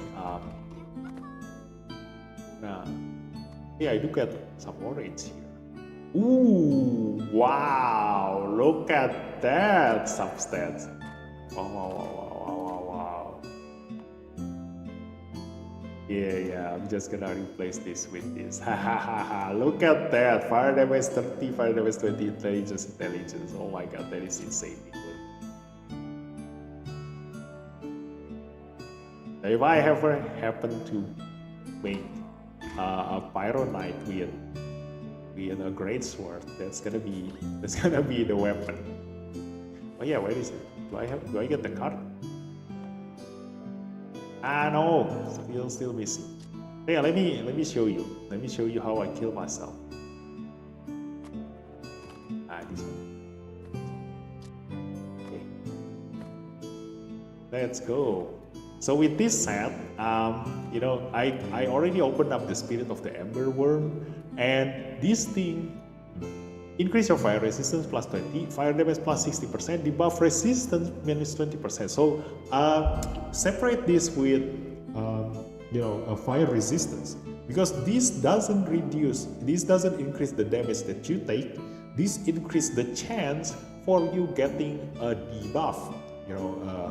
Like a burn or poison. It increases your chance of getting burn or poison or frozen, etc. etc. It doesn't increase the damage of magic that you take. Okay, so 20% chance to trigger, obtain fire element. This is the thing. I have 20% chance to give myself a burn, and the thing is that the burn use my fire stats here. So here I have 215 fire damage. So look at that, like the increase of this thing. Like look at this. I usually have 125 fire damage here. The moment I use this, it increased my fire damage by 215. So you can imagine, all the videos that I show you having pyroknight SOP is not OP yet. Once I change all of my gear to orange, I will make another content that show you how I delete everything in seconds. So that's the difference. And also look at this, the magic power.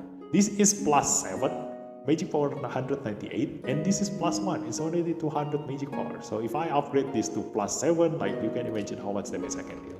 Okay, so here's the thing. So I hit the enemy. So every time I hit the enemy like this, like using my attack, I have a chance to burn myself. But that's why, to counter that, I have my pet using this one, Spirited Hybrid. It increased my debuff resistance plus 60% and movement speed, which is a good thing for Valkyrie and grinding, etc.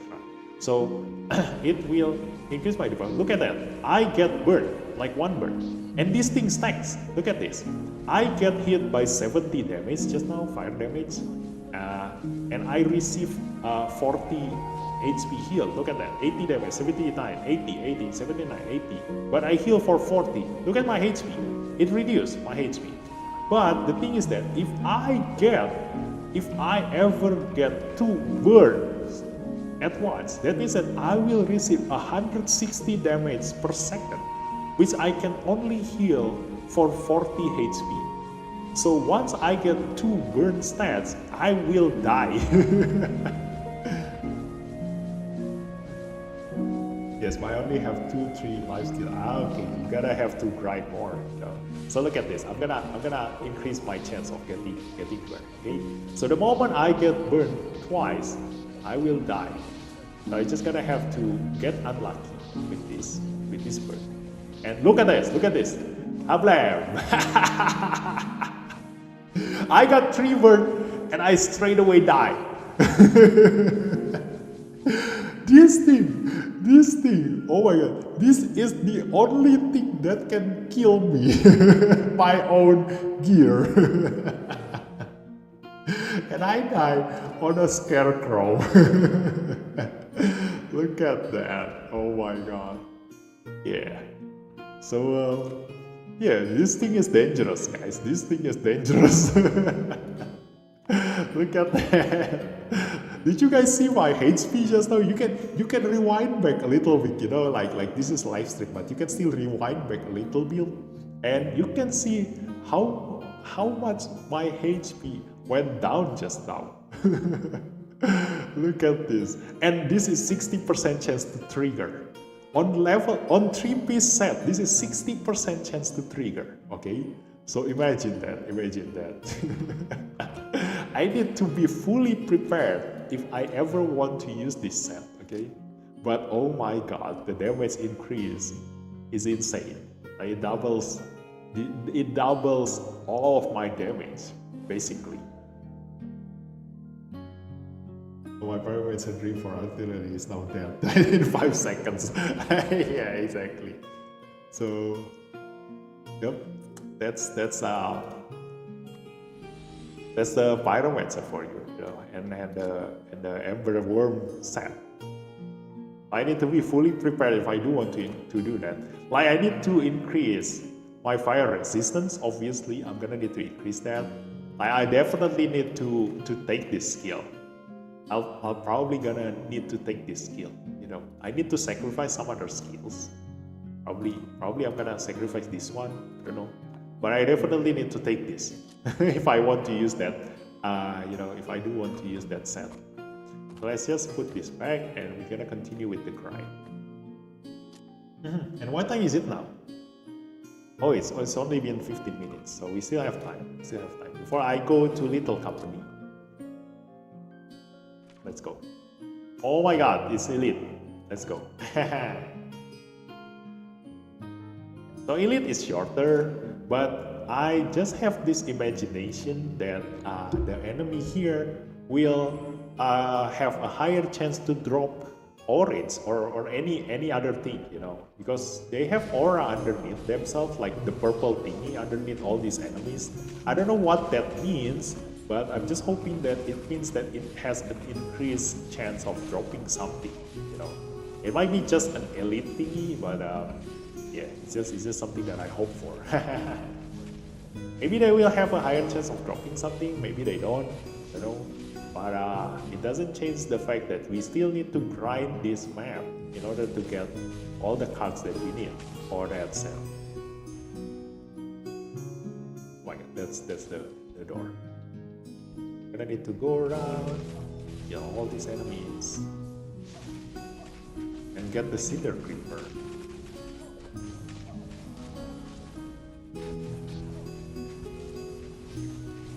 The thing is that the Cinder Creeper is the rarest thing in this map, you know. Like it's very rare to find a Cinder Creeper. Let alone having them drop their card.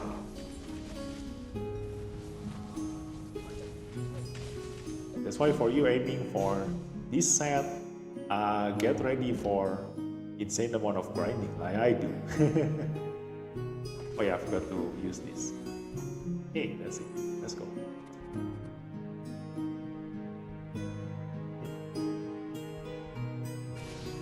I wonder why the top players or fire players aren't using that set. Yeah. So I'm probably gonna be the first ever person who successfully used that set, you know. Probably me. I don't know. We will see. I'll never gonna be the top player because as usual, I don't have enough grinding time. I don't have enough play time to be able to, you know, grind every single day, every single hour. Like there are two things for you that you need to be able to play good in every game. Basically, the first one is to pay to win your way all the way to the top. Basically, spend a ton of money for you to just skip time. Because for me, paying for game doesn't make you strong. It just makes you skip time, you know. Something that requires other people to grind for 1 year, you only need to grind for 1 month because of pay to win. So you basically buy time. But if those same people already grind for a year, they will reach the point where you are currently paying for, you know. So they are buying time. So that's pay to win. The second one is to have the grind time, you know, to be able to reach that 1 year grinding time so that you are equal to the pay to win players is something that you need to consistently, diligently do every single day. Usually other games, like especially mobile games, they require you to have energy to be able to grind because they want to stop you from finishing the game the moment you install the game. You know, because some people have no life, they just play games every single hour of their life. So if they don't limit your grinding time, then for me, for someone like me who already have family and work to do, like I don't have enough time to just grind, you know, like how you do. So I will definitely gonna lose in terms of grinding, right? So I cannot compete for a rank in this game because this game doesn't have a limit to your grind time. So obviously all the top ranker in this game, they already sunk enough time to be able to reach like plus 75 prestige point. So yeah, I will never be on the top rank there, but I definitely sure gonna be probably the first one to ever make use of that set. It's not that yet, you can use that fate one combo, but you ever see that live still fate. Hi Vampio, welcome to the stream. Yeah, I need to change, I maybe need to change my fate bound to the lifesteal, but we need to see. Because there is no way I have enough DPS to lifesteal back my lost HP if I got 3 burn, you know. That's the thing, but I need to test that first.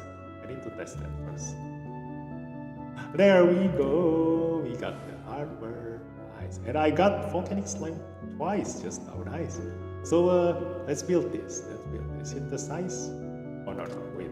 I need to sell my items first. I don't want to accidentally sell my armor. Let's see. Ooh, this is Flaming Core and Echo Casting. This is nice. Let's put it on the storage. My storage is already full. So yeah, you're gonna witness 60% chance of burning myself tonight. Let's go.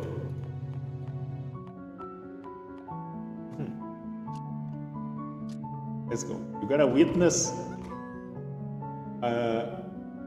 history. See. Putting the feather here. Yeah, I need to grind this someday too. Like this thing takes a lot of time, you know, like the Valkyrie thing. I do need to do that on my free time. Yeah. Hey, so that's it. Let's bring everything. I do want to make sure that I do this right. You know, don't accidentally buy the same thing twice because there is no refund. There is no refund in here. So I have the helmet, I have the weapon, so I'm gonna get the armor. I insistently waiting for the armor instead of the shoes because I want to make myself look like a dragon with this. You know, this is basically my costume here. So let's go. What the hell? Let's go. The game stable right now? Not really. You can see that it's still retrying here. Sometimes still pop the connection error, but it's more stable now than earlier. Last time I played, I can't complete first tutorial because I always get killed. You can already play now. It's okay enough. I wouldn't say it's good, but it's okay enough by now. Ooh, I can also build the shoes, but I don't need more than 3 sets of this. You know, I don't need more. So I definitely need the weapon because the weapon is very unique. Like it has a totally different spell here. Look at that. it summons ants and it burns the ground it shoots, you know. So this weapon you definitely need, obviously. It has a very unique charge skill, and the helmet and the body, because you do want to look like a dragon. Look at that! It's so cute. Oh my god! Look at that! Hey, I'm a walking dragon. Looky here. I'm a walking dragon. So yeah, I'm gonna put my costume here. Let's go. I no longer need that costume, and just gonna lock this so I don't accidentally sell that. Also this one.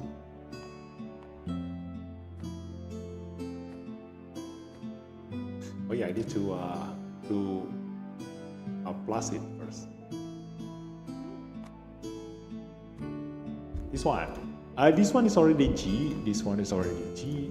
This one is not G yet, so I'm gonna use the lead here and increase the tier. Let's go.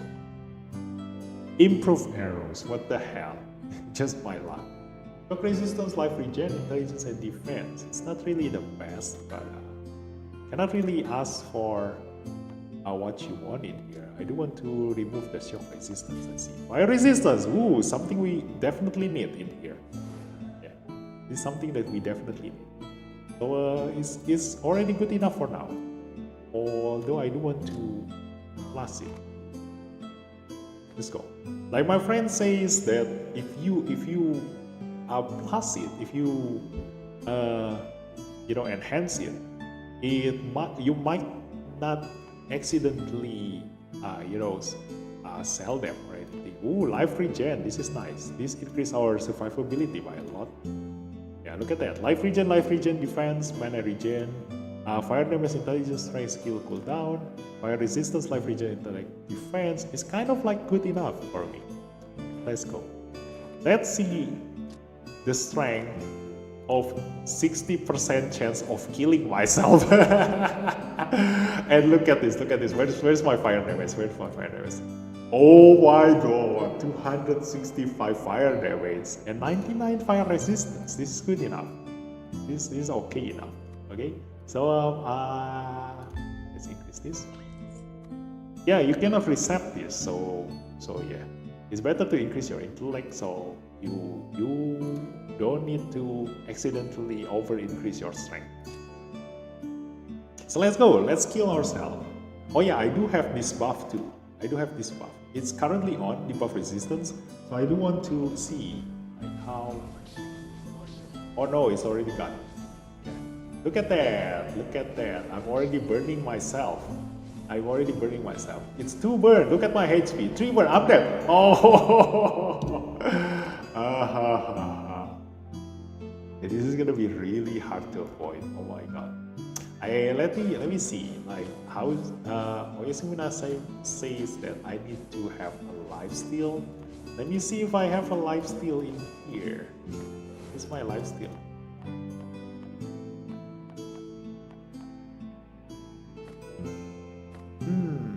Do I have lifesteal? Yeah, I don't have lifesteal actually. I don't have a lifesteal set. I never need a lifesteal set. Or I never get one. Maybe I can use the orange one. Let's see. I need the shoes. Still on shoes. I have still on ring. I have still on shoes. Still on ring. Oh. I have still on ring. I never keep a lifesteal one because lifesteal is useless for me up until this point. Lifesteal is useless for me up until this point. So maybe we need to grind some lifesteal gear first. Let's see. Where is the lifesteal gear? This one. This one have the lifesteal. Let's go. I grind a little bit. Who made this kind of set design? Okay. The game is very stable, etc. Can you do a strength build for pyroknight? Oh yeah, that might be to try. Let's go. But I do. Let's just grind a little bit in here. If I happen to get like, you know, a life steal in here, that might be good. Look at that! I'm already killing myself. 3 burn. Oh my god! Help! Okay, it's good. Oh, it's actually workable. Like if I walk around and getting hit by the enemy. Nope. Yeah. Play it. There's a skill here. While you're taking damage. Yeah. There is. So if I keep getting hit from the enemy, I might be able to overheal myself from the burn damage that I take. But that means that I need to consistently getting hit while I keep walking throughout the stage, you know. Maybe I'm gonna increase more of my strength. Maybe that will help. Let's see. Stats. Let's see if I go full strength now. I'm gonna go full strength first. See if it actually helped me, and then I'm gonna, if it does help me, if even after I increase my strength to full here, it still kill me. That means that that means that there is no helping it, you know. But if I increase my strength, because this is basically gonna make my own damage very low, so that means that my own fire damage will not be enough to kill me. So this might work. Let's go.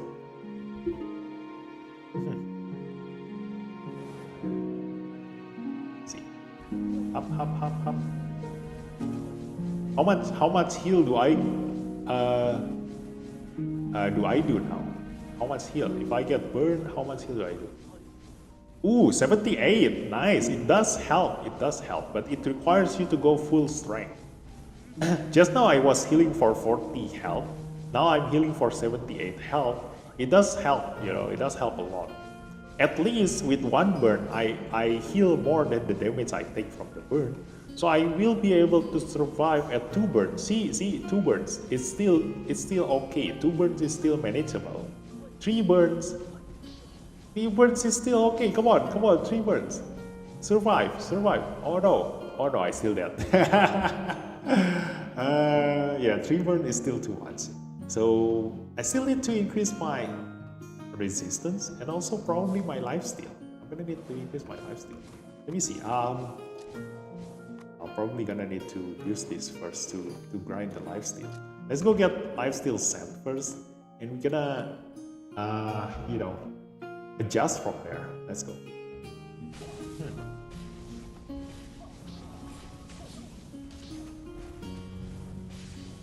You can press and hold that one. Oh, okay. The level increase, right? The stats increase.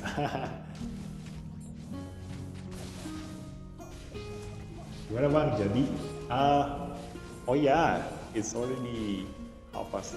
Maybe in 15 minutes or half an hour. Because usually I will end my stream at 10 p.m. So I'm gonna play Little Company at 10 p.m. after I finish this stream. Okay, Bang Ondro. I wonder if Dex can dodge the burn element. No, definitely not. Definitely not. In every single game, there is no dodging a debuff. You know? So that's why I also love to play around with debuffs, you know, because it's really good. Like debuffs and buffs are a really good thing for every single game, you know.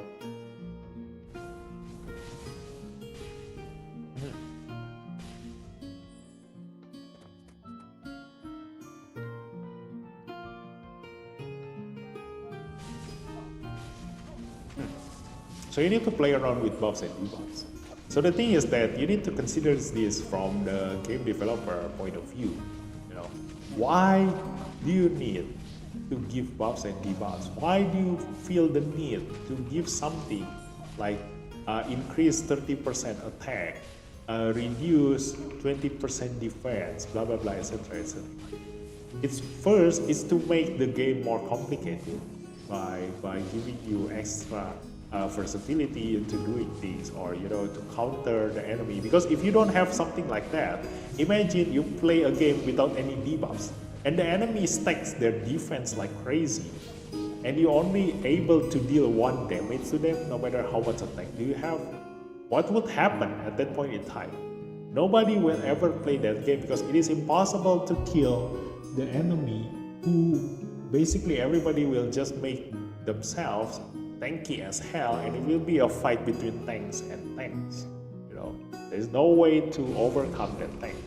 So that's why you need to add, at that point as a game developer, the next thing that you need to think about is to add something that can bypass the defense. But something that can bypass the defense will make the balance also skewed towards the defense ignorance. So the next thing after that, if you introduce defense ignore, like something that bypass defense, like if you play, for example, like a skill assassin has like this damage ignores defense, and basically at that point nobody will ever build the tanky build anymore, because everybody will start playing as that assassin. So it will end up as the defense have no value at all, so everybody will just ignore defense totally and just go for a highest damage and speed possible. Like whoever hit first will win. That's the game. At that point in time, we'll start playing like that. So that's why you need to introduce debuff. Like defense minus 20% is enough to reduce the chance of the enemy being immortal. Like at least instead of dealing 1 damage to the enemy, now you at least deal a certain amount of damage. But it doesn't make the game broken too much. And because it's a debuff, now the game becomes more complex. There is a chance for you to resist that debuff, because it's not a guaranteed thing to hit. But so the tank people will have a chance to block that debuff by increasing their resistance, increasing their debuff resistance. Now you can see like how a game developer thinks. So now with the debuff, they have a chance to increasing their resistance at the cost of reducing their defense. So the stats that they usually use fully on defense, now they need to split into resistance in order to block that resistance, in order to block that debuff. Now, if everybody start building like 100 resistance, then you're just basically gonna ignore that 20% defense decrease debuff, because the tanks are going to go fully on resist now. But if you ignore that debuff, then the people who already increased their resistance will have their resistance become useless, like totally useless. That's why the game becomes more complex. It becomes a matter of choice, whether you value your resistance more or you value your defense more, whether you guess the enemy will have a debuff resistance, will the enemy have ignore defense, will the enemy play debuffs on you, etc, etc. That's how debuffs play a role in every single game. And that's why the developer always need to put the debuff to be something that is interesting, to be a game-changing thing. So debuffs become very, very important in every single game because of that reason.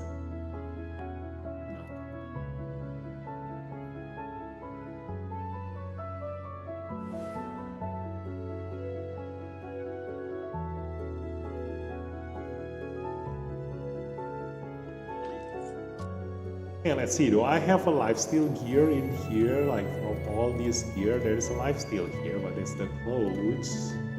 There is a lifesteal about the clothes. There it is, there's a Viking war boots.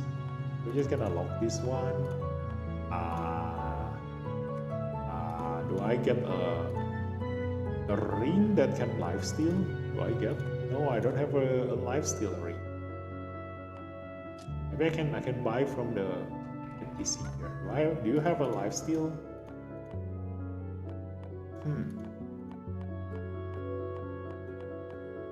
No, he doesn't have lifesteal. me open a chest here. Maybe it can drop a lifesteal one.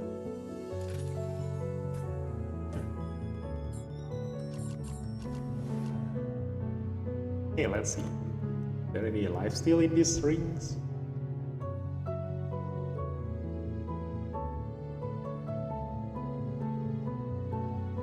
I want to see like how much health can I lifesteal.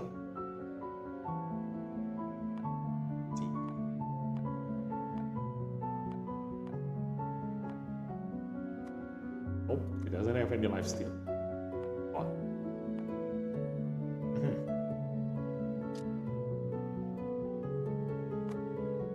I'm gonna need to lock that one.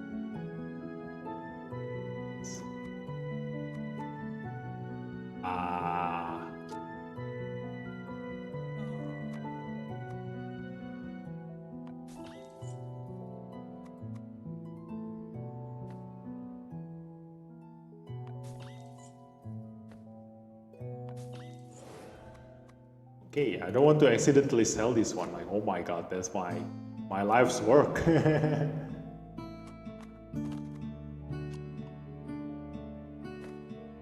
So yeah, we gonna have to probably find a lifesteal item. Only if we have enough lifesteal.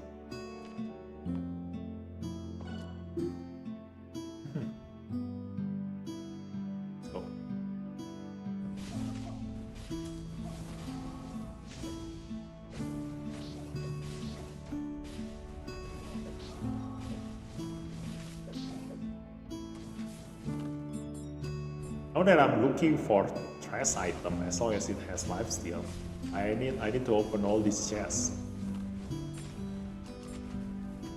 Let's go. I need to open all these chests. I need to open all these chests.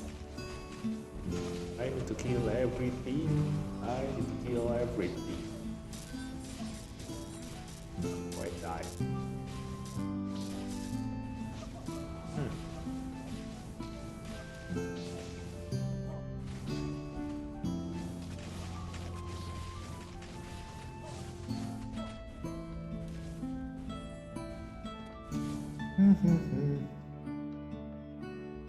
We only have 15 minutes left before I'm gone. Let's see. If we manage to get a lifesteal here, then that's good. If not, then yeah, I'm just gonna build this off stream. And once it works, I will show you guys how to make this set works. And yeah, it's gonna be the best thing ever. There's a chest behind.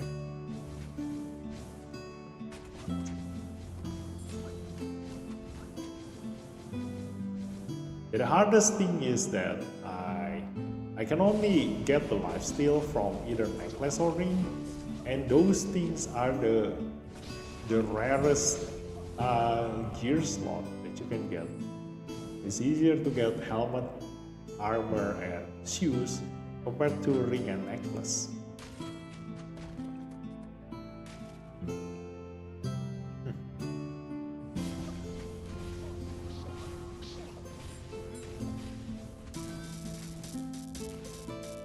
Yeah, maybe I can ask the robot guy if he ever find a loot that I drop on the ground.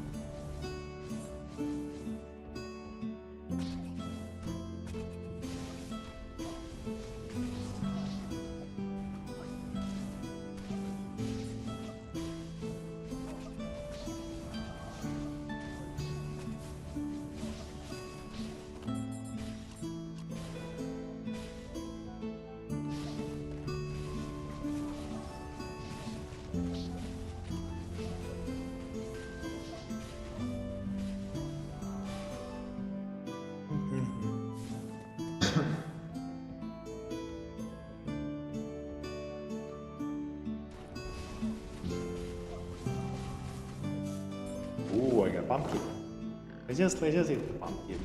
It's gonna increase the chance for me to drop a card in here. This might be useful later if I ever need to build the gear from this map.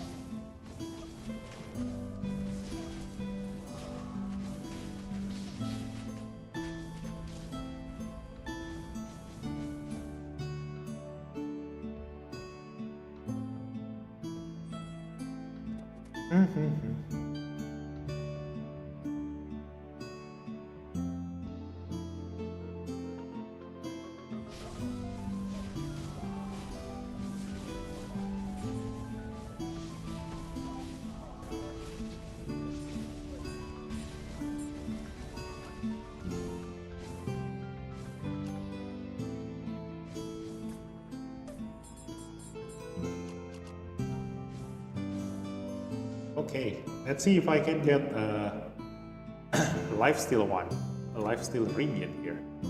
Let's see. Lifesteal.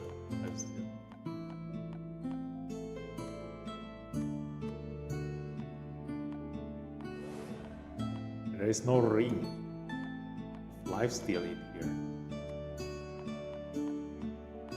Maybe I'm just gonna settle with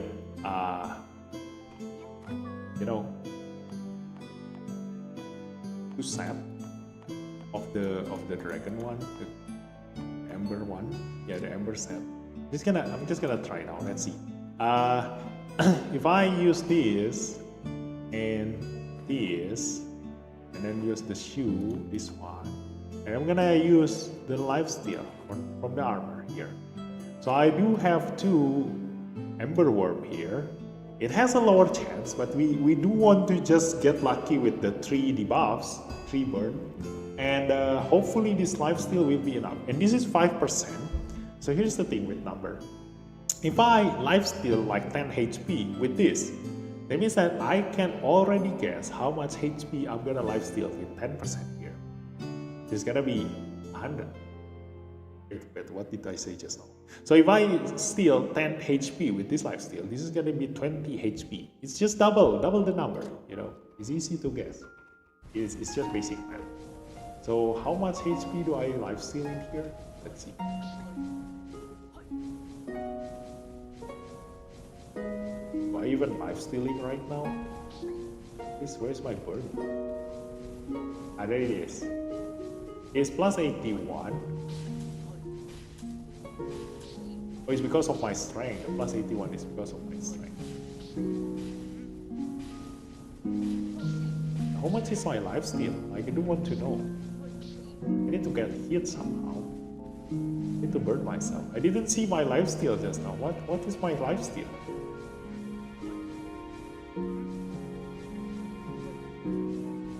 I don't really see the lifesteal number. How can I see the lifesteal number? It's only healing from the enduring flame. But I cannot see my own lifesteal number. Let's see. Like, can I even lifesteal with a spell? Is there such thing as a spell lifesteal in this game? Like, it will be really OP if I can like spell lifesteal, you know? Because basically, my DPS is like 260,000 DPS. So if I can lifesteal using my spell like that, it's gonna heal me back to full every single time. It's just too OP. Lifesteal able to help.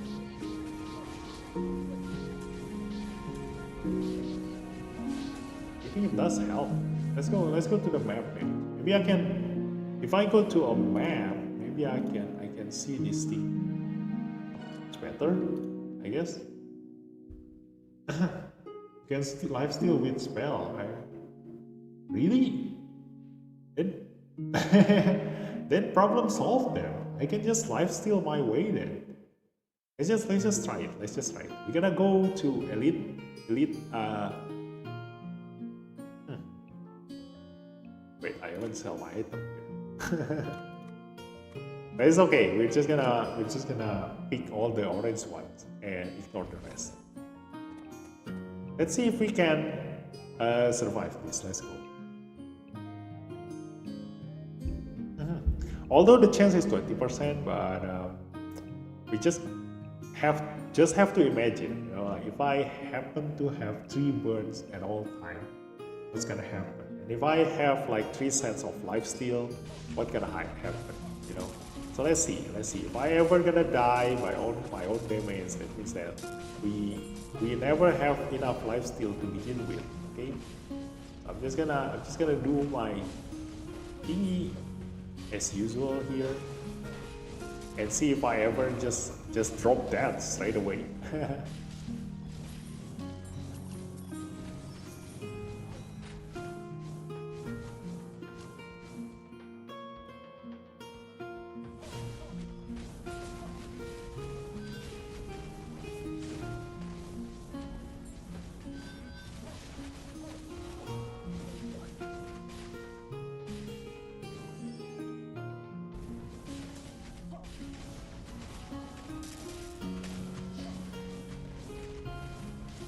Actually, so far so good, but we haven't seen three burns yet. Like one burn is okay, two burns is probably okay. I guess because we don't have enough intellect right now. We don't have enough intellect to deal damage anymore.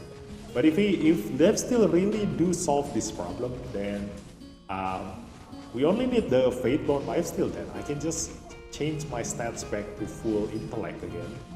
And there won't be any problem with me surviving this if I just keep on dealing damage to the enemy, basically.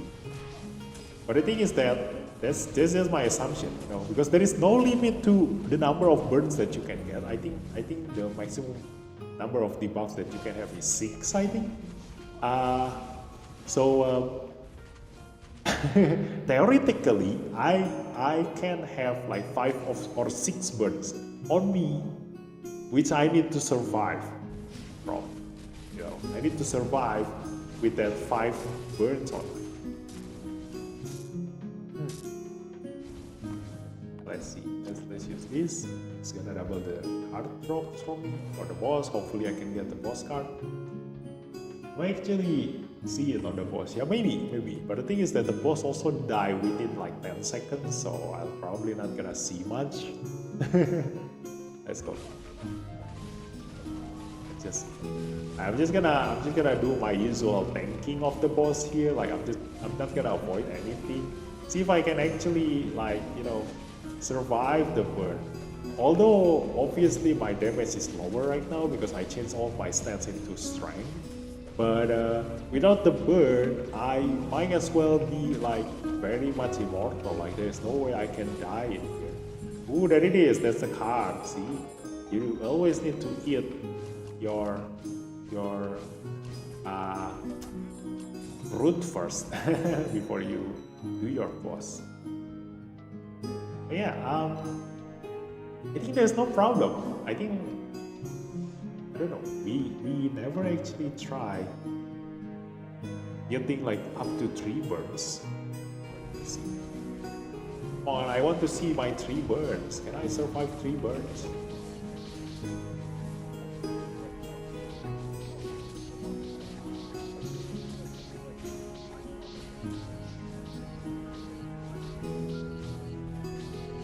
Really hard to get a burn when my Momo is buffing me with debuff resistance, and that's fine. This build can be avoided with the pet skill.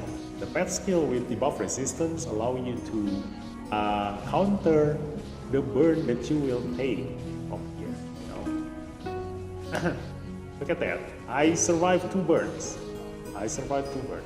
But I do want to get 3 burns.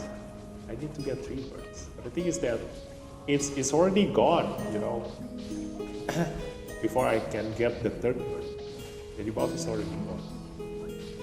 Come on. 2 burns there. 3, come on, 3. Yeah, I think the debuff resistance makes it hard. But I think lifesteal can maybe somehow counter this. Yeah.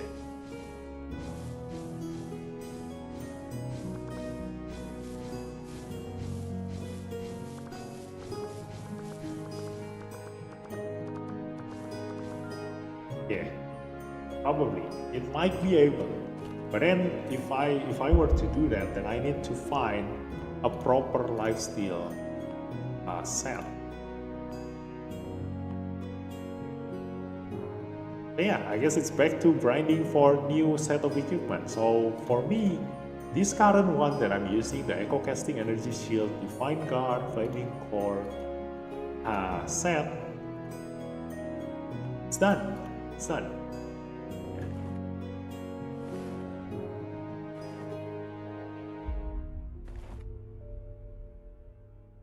is done.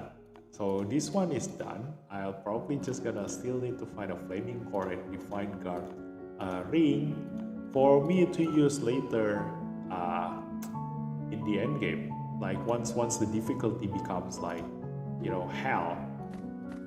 But for this one, I think we can safely assume that it can be countered by lifesteal.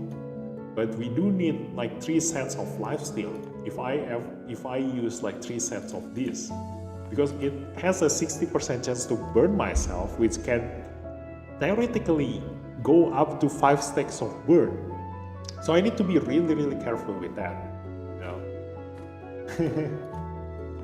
So yeah, I guess that's it for tonight's stream, guys. We learned a lot of new things, so the new build is going to be very epic later. So yeah, wait for the content to come out for me to showcase that set. And probably you know, in order to maximize that set, if lifesteal really do counter the burn, so I do want to have an orange one in here that do give us lifesteal. Which one give us lifesteal? Wait. I need the mage one. Lifesteal. Or radiant, or powder, or shade, legends. Proof, concentration, yeah, there is no lifesteal. There is no lifesteal on the orange set here. So I do need to be really lucky on the second fate bound. So I'm gonna need to reset a lot of times using this one, the volcanic hephaestus. I need to reset a lot to get that lifesteal. If I have that lifesteal, then I will be able to survive, maybe. Yeah, there is no lifesteal. Oh, there it is. Slime. The slime one is a lifesteal. Nice. And Spirit of the Slime is doing shock damage. This is useless. Yeah, so no choice. We're gonna need to have the second Fate Bound to be lifesteal. And I do want to go for the concentration for this one. Because the charge attack for this weapon is insanely good. This weapon charge attack is really good. Yeah, everyone has lifesteal. Yeah, we saw. Wait, but not on the set this one, right? Ricochet. The slime is only, the lifesteal on the slime is only on the weapon. And this is a great sword and fist, and then the ring or necklace. Yeah, but the spirit of the slime is useless. This one is shock damage, and I don't deal any shock damage. So no choice. We're gonna have to have one second fate one. So yeah, again, thanks for watching, guys, and I'll see you next time. Hope you guys enjoy that, and yeah, wait for the content of me trying to use that set. Okay, bye everyone. Oh, not really bye. I'm gonna change to a new stream, which is a little company.